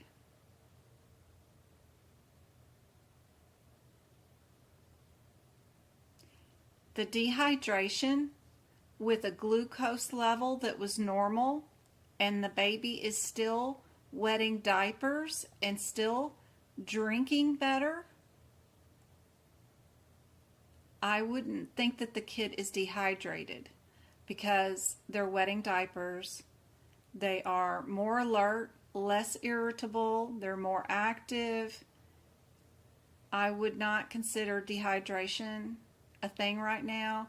I wouldn't consider lethargic, right? But today, for this subsequent visit, they still have low-grade fever, right? So that's the only diagnosis for today.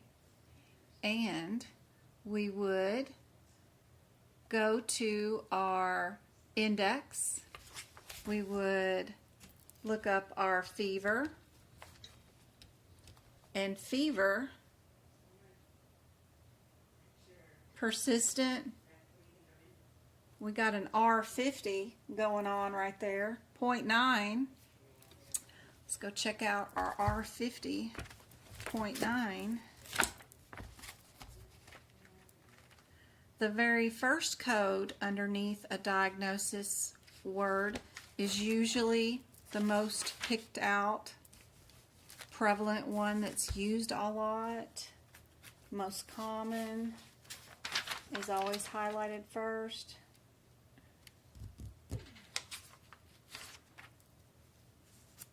Where's our 50.9? I like to stop at the first 3 digits, make sure there's no guidelines, make sure I know what is included. Stop here just to make sure there isn't any alerts or guidelines that we need to worry about. If I go to my 0.9, we are unspecified, and looks good to me, right?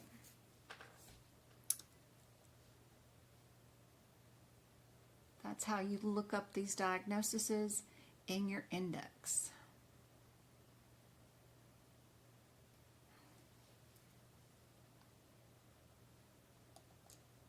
Oh, Cecilia, thank you. That's so sweet of you. You know, I did first grade twice, guys. I am not the most educated person there is. It took me longer to learn than most people, but I was always more concerned about everybody else in the classroom. Are they okay? Are their needs being met? You know, what's going on with them? Than I was about my own self and trying to learn. So I don't know, maybe that had something to do with it, but I bet my teachers now never thought I'd end up being a teacher for sure. So here's the rationale for all this.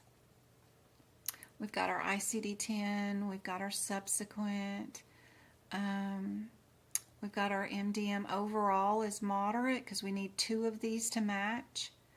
We have our problem list is moderate because of an uncertain diagnosis, uncertain prognosis. They came in with sepsis, rule out, super scary. Data, we only ordered 2 tests. And then moderate because we've got their IV management on antibiotics.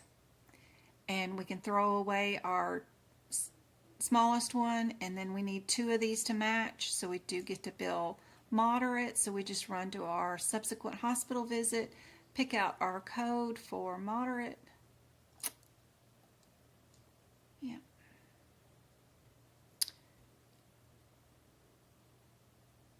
They had some other fancy stuff here for this one. For the ones that are taking their exam in the next couple of days, I'll come back to these questions, but I wanted to show off this list because I got some more questions here, but wanted to show off this list. Maybe, or maybe I went too far, I'm not sure. Real quick. This is it. Yeah.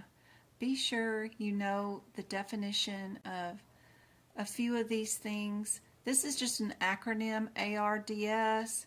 What connects bone to bone? Parts of the shoulder, parts of the knee, parts of the small intestine, large intestines, JVD, what does a urethra do, the Skene's gland? Is it male or female? Know how to code blood pressure with high blood pressure with CHF, sepsis patients, burn patients. Know that third-degree burns get coded first, then second-degree, then first-degree. And if you have some burns that are corrosion, like a battery acid, and that's a level 1 degree, you code it before you do fire flame burns that might be third-degree burns. So be careful about that. Adverse reactions, overdoses, underdoses, HIV, OB, and delivery, patients that have diabetes or kidney disease. Emotional reactions are often on the exam. Eye, mouth, and skin stuff.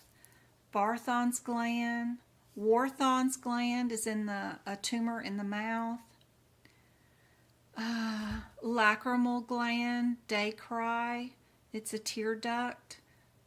Know what the acronyms HIPAA stands for. Like, what does the P stand for? What does the second C in NCCI stand for? Know that these modifiers are actually individual modifiers.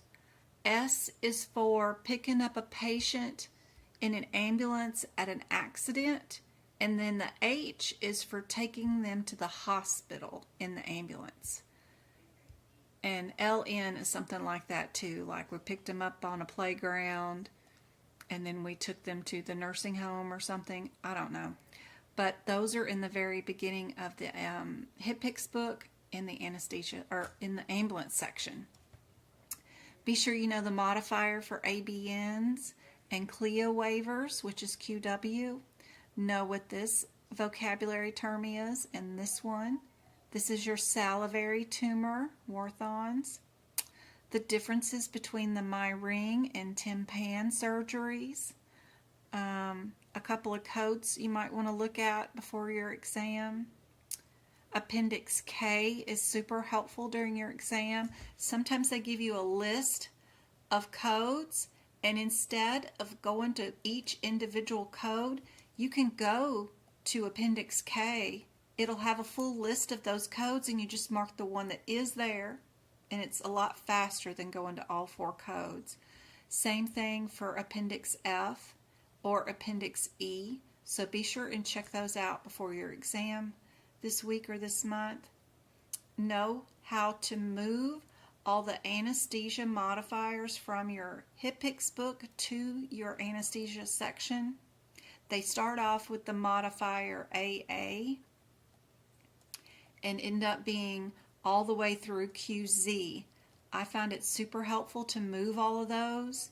There's like 9 of them or something to the anesthesia section on the blue pages where there's a little bit of room to write, and just move those there. That way you don't have to have both books open during your anesthesia questions. There's only 4 questions, but they can slow you down a lot. So be sure and move those out of HIPICS and put them in the CPT book. And then a couple of more codes to worry yourself over. One more procedure to be sure and look up any practice questions you can find with that procedure listed in it, and one more CPT code. That is super helpful for the exam.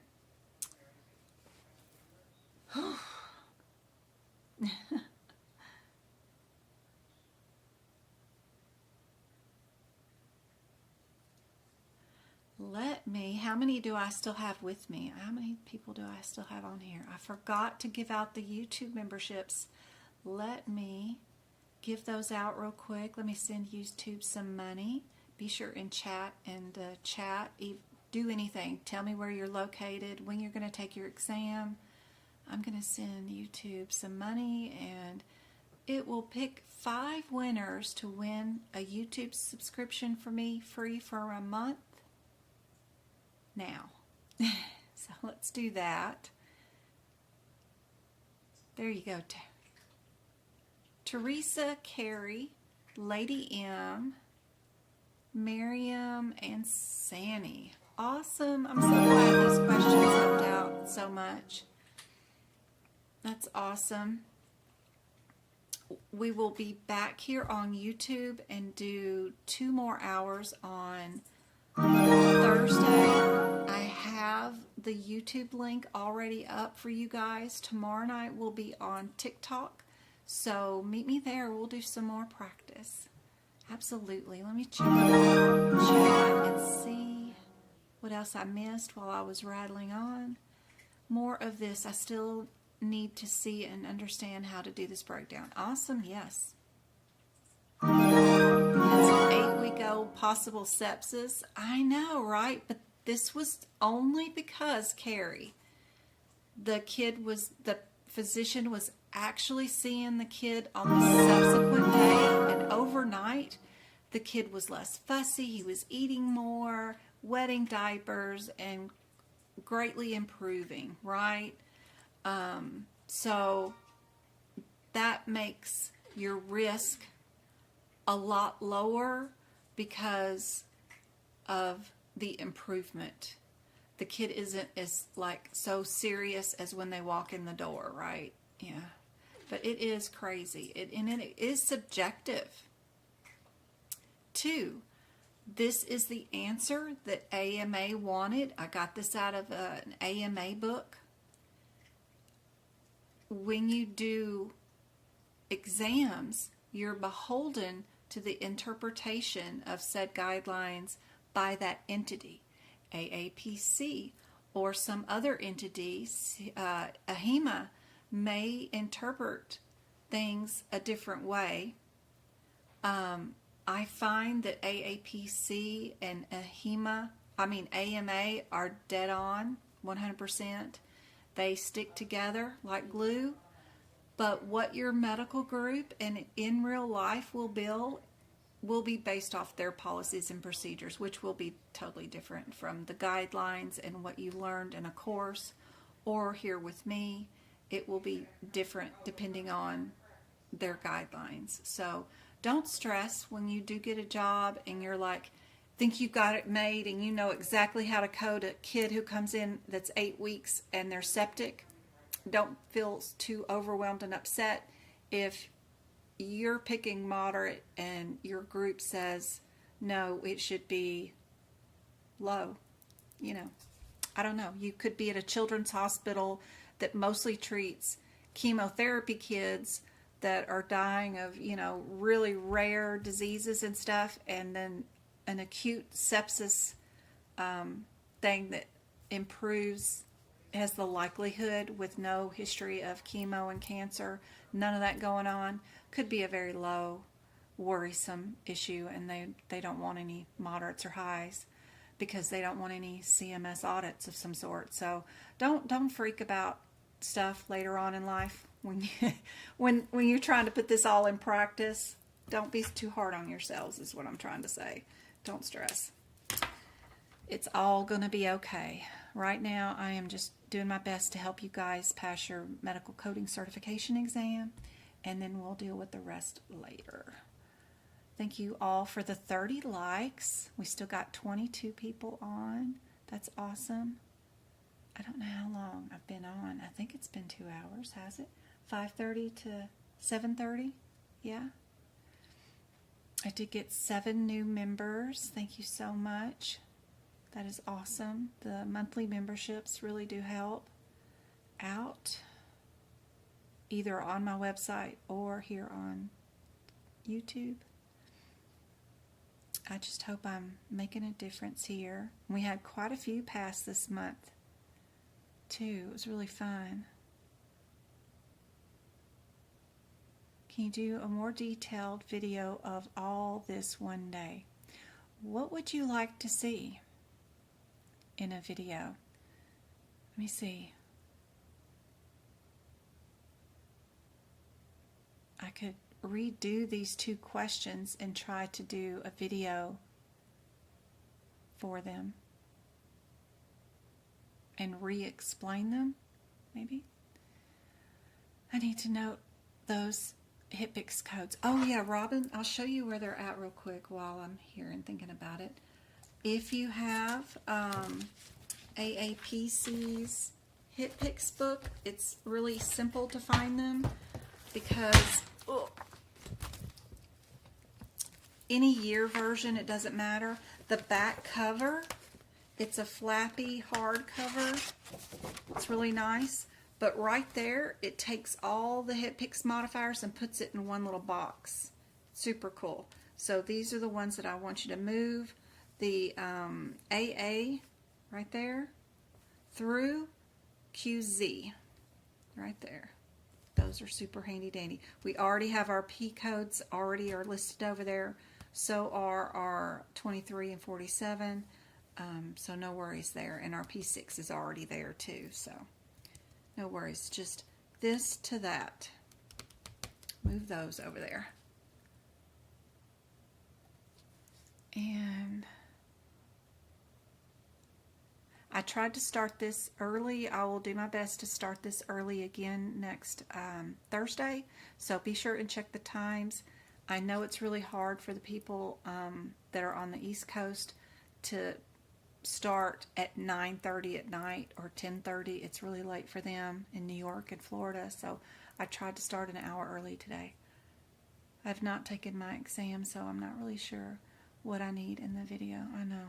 I'll try. I don't know what I don't know. I know. You have the Optum. Okay. Hopefully you got a screenshot of that. Or the replay of this video, you can do a screenshot of these. It's AA, AD, G8, G9, GC, QK, QS, QX, QY, and QZ. You've been listening to the educational module. It's really helpful. Awesome. The podcast is really nice. I wish I'd had somebody reading it out to me, because it takes me a long time. I don't read and process data as well as I do listening to it and processing it. I can audit the heck out of audio, but reading it myself and processing it is different. It's not very good.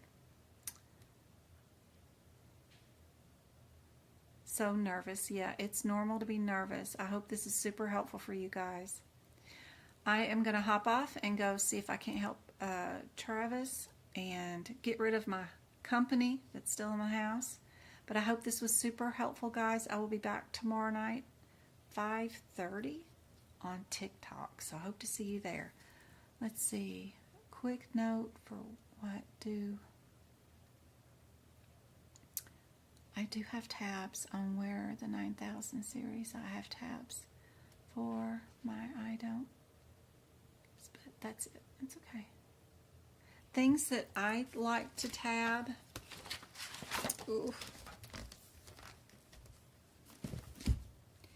There's just a few things.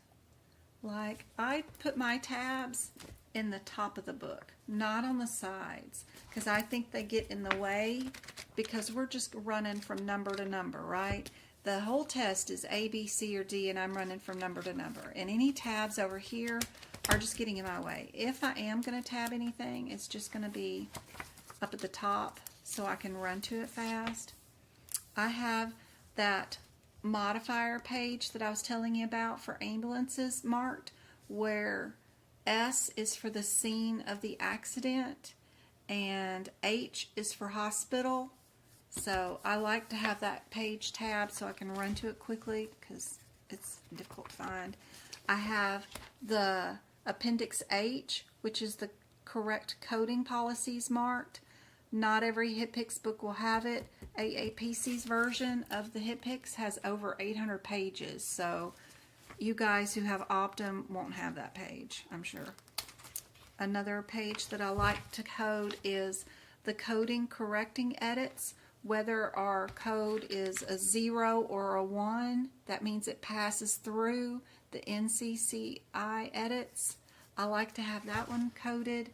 And why do I have this page done?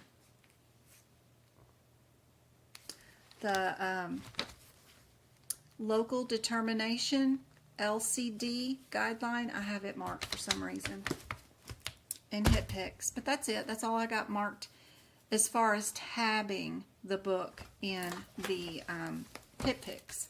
Do I have a few things in the ICD-10 book? So those tabs would be first and foremost in the guidelines in the front of the book. If you have an AAPC version of the book, I don't know where this is at in the Optum book or any other version of the ICD-10 book, but this guideline starts out with number 16, and it's a list of all the Z codes that may only be principal or first diagnosed. You're done? Yeah, he's in the shower. All the braids are out. Did you remove all the Band-Aid or the rubber bands? They're not just thrown all over my house on the floor? He had the rubber bands out before school. Okay.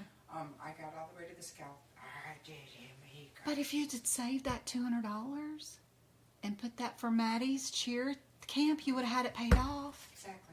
You need to prioritize things. I know.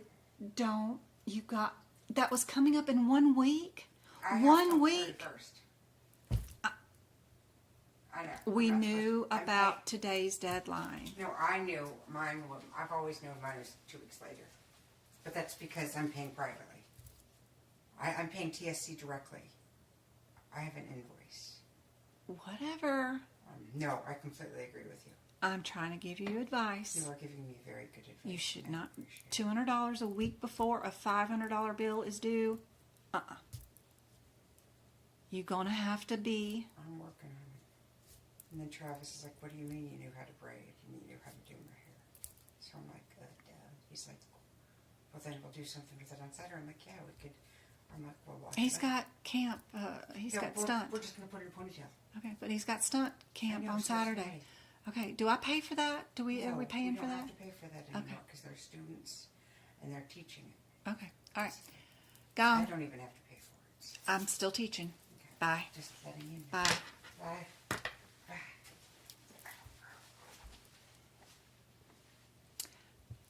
So this list is super helpful because there's usually a question on the exam that says which one of these Z codes can be principal first diagnosed. And if you have that list tabbed, then you can go through it really quickly and just pick out your answer. I love that page. If you don't have it, you can find a copy of the list and write them in your book somewhere.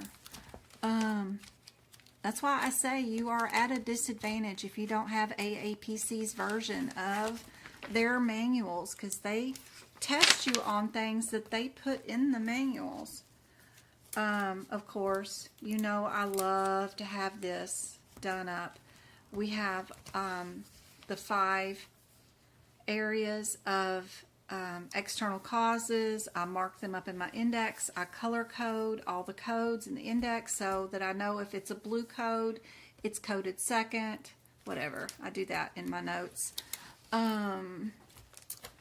What else do I have up here that I have tabbed? What do I have tabbed? Why do I have this tabbed? What is this? These little stupid tabs are so tiny. Can't figure out which page do I have this on.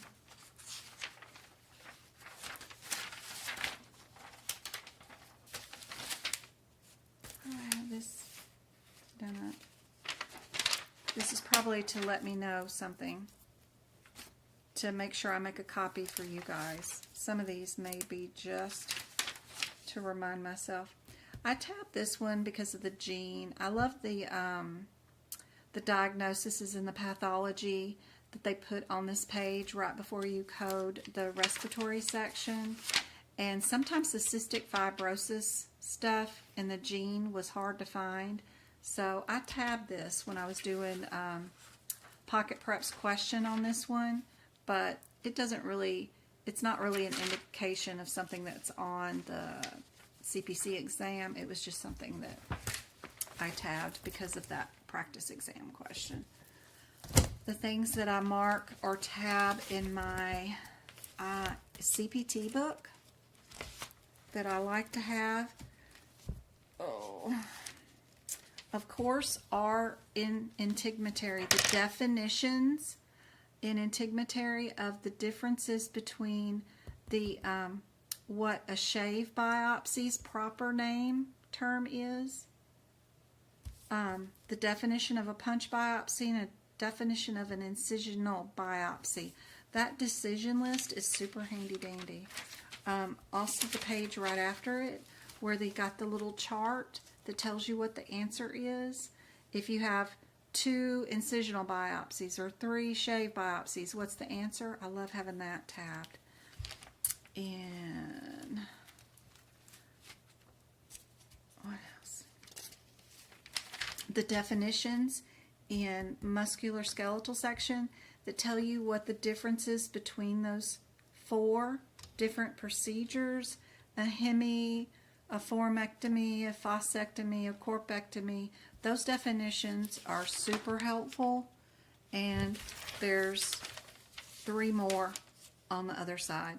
Just knowing where those definitions are and how to find them really quickly if you needed them, if you forget what's going on in what procedure, that's super helpful. The ECMO page in cardiology, I like to have that one tabbed where I can find it really fast. The one in the digestive system with the colonoscopy, there's another decision tree inside that one. That page I like to have copied, because all you got to do is figure out if you're diagnostic or therapeutic, which one is it, and then you follow it down. If the test question says it does not reach the splenic flexure, whatever, then this is your answer. That's usually on the exam, that exam question. More definitions in the nervous system: percutaneous, endoscope, open, indirect, or direct. I love having those definitions just in case you need them. There's also more definitions right there. Super helpful to have those listed where you can find them. The different types of modes of radiology, whether you're A mode, M mode, B scan, real-time scan, knowing where to run to those definitions if you need them. Super helpful. More acronyms and definitions for lab and path. Those are usually around page 610 or something. Those are super helpful to find. There's 4 pages of them. Really helpful.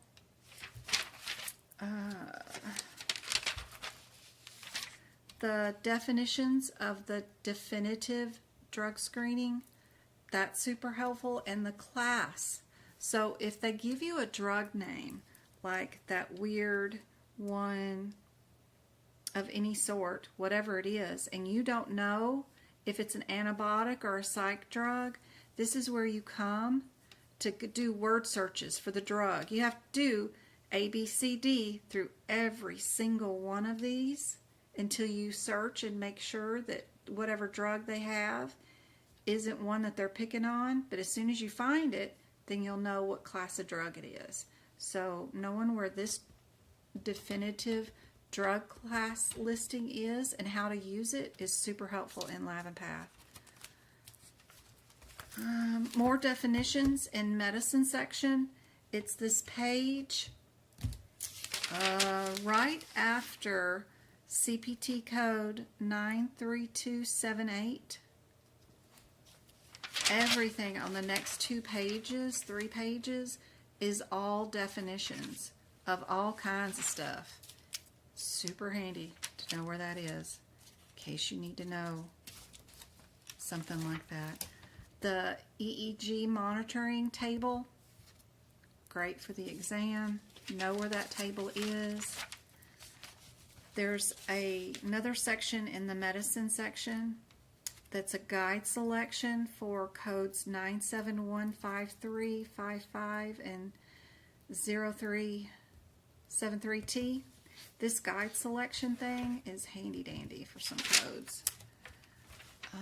The last page in Appendix J, way cool to make sure you know where it is, because it will tell you for your carpal tunnel procedures how many nerve studies can be done in each CPT code. So when you get those carpal tunnel questions, whether you're unilateral or bilateral, this table can direct you to which answer is correct.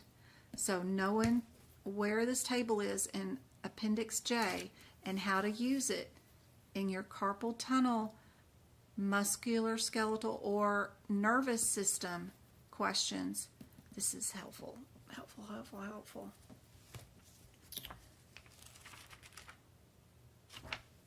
And the page in E and M, I know I've got a couple in E and M that I like to mark up that I haven't transferred over to my 2024 book, but the very beginning of the book, where the code release timeline is and the effective timeline, those are super important. Know there's a difference, and don't assume it's always going to be the effective date. They might be just asking you about the release date. So be sure to know that difference. Know where that page is at. Just the symbol page. Make sure you know where that is at. Super helpful for that. And then there was something else in E&M. It's that page with the, I'm surprised I don't have it tabbed. I know I do, or intended on it to be tabbed, but I don't see it tabbed. It's the care management, the non-face-to-face and the face-to-face page. And I always tab my wellness exams based by age because I can never find that page. I hate that page. The codes are just pushed out of whack. This page, the table for principal care management and the table for case management services. I like to have that page tabbed during an exam because there's a question on it about those. And then there's the one, I hate those, preventative medicines, this lovely page, because it's a pain to find sometimes because the code numbers are just pushed all out of whack because other codes are put in front of them. Anyway, the simple page of new patient and established for your well child risk ones, I like to have that one tabbed at the top. But again, all my tabs are at the top of the book so that when I'm running code to code, I don't have anything bugging me or in my way to make me find the codes. Don't forget, when you're going code to code, not to look up and down the sides. You should be looking right here because that makes it faster than making your eyes move up and down these columns when you're running from code to code. Just looking up codes and finding your pages. Remember to only look from here to here. Recognize that your code is in between those two or not, and move on. That's a faster way to find your code than going up and down. I know our nature is to go up and down, but it is faster just to look right here and here to find your codes. Anyway, I hope that's helpful. My voice is going out. All these, you know, I probably don't have a list of what pages you tab at the top of your book available in my notes, actually. I'm just thinking about that. Dang, one more thing I need to go type up and add to my notes. Yeah, I need to do that. I will add that to our wish list for my, 2025 notes?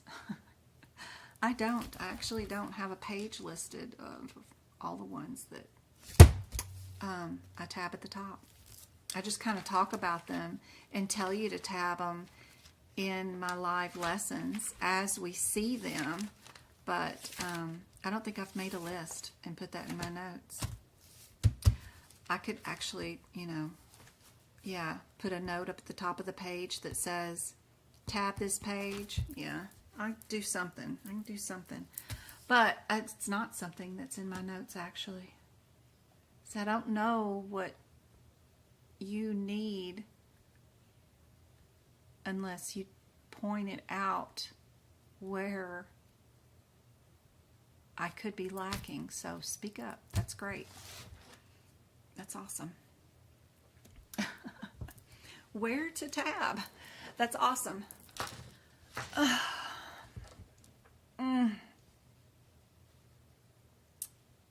Everyone super busy working overtime and working to get the garden ready to plant. Aw, I wish I had a garden. I kill everything I try to grow. Thanks, Twinkle. OIG and NCD, yes. I know Mac and Medicare. Oh.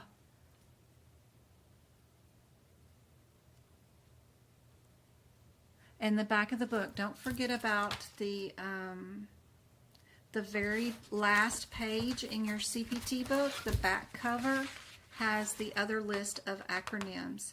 Common abbreviations, that's where the ESRD is located.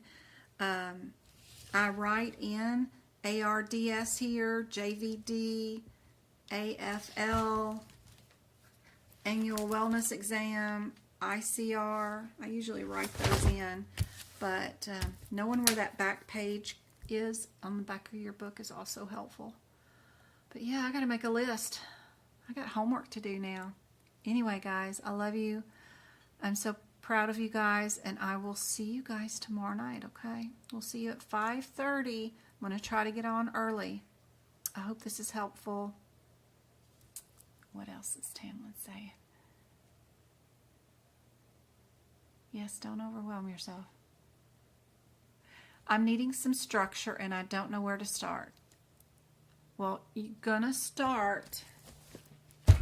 Of course, I like for you to start, if you've got your CPT book, if you've got it, just start by going through every single code and start marking things like all of the do nots in red. Every single one you can find.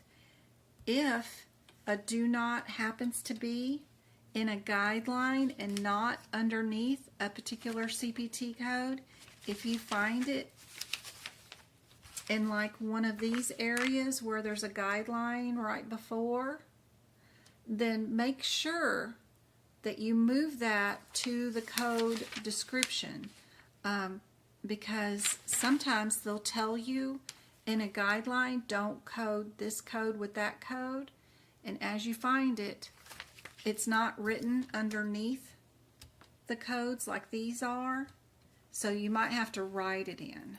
So I do that. That's my first step. My second step is to find all the notes that tell me to use a code with another code, like this one that says to use the microscope with this code. That is super helpful to know, because you never know when you can. It goes up in green.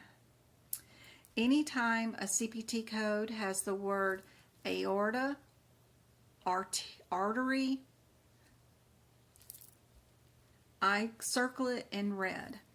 Anytime it says anything in venous, ventricular, or vein, I circle it in blue. Anything that says anything about open or closed procedure, I circle that in green and orange. Let's see if I can find an example real quick about those. It was mostly in musculoskeletal, and of course I don't see not a 1 when I run to it. It's so helpful. These are all eaches. Where are my open and closed procedures? I know there's a blue million of them in open and closed. There we go. Open, get green. Closed procedures, get orange. And then if it's percutaneous underneath the skin, I draw a line under it. So I can quickly utilize my thought process. This is under the skin. This is just trocar cameras. We're doing laparoscope, something with a scope. It's just got 2 cameras sticking in there to do the procedure. Or we're just popping the bone back into place without opening up the skin. And then this is opening up the skin. I'm using a scalpel, something, I'm opening it up, and I can see inside the body with my own eyeballs instead of sticking cameras in. So I do that. Anytime a code has the word each in it, I know I can multiply it. So I circle those so that I understand that I can multiply those.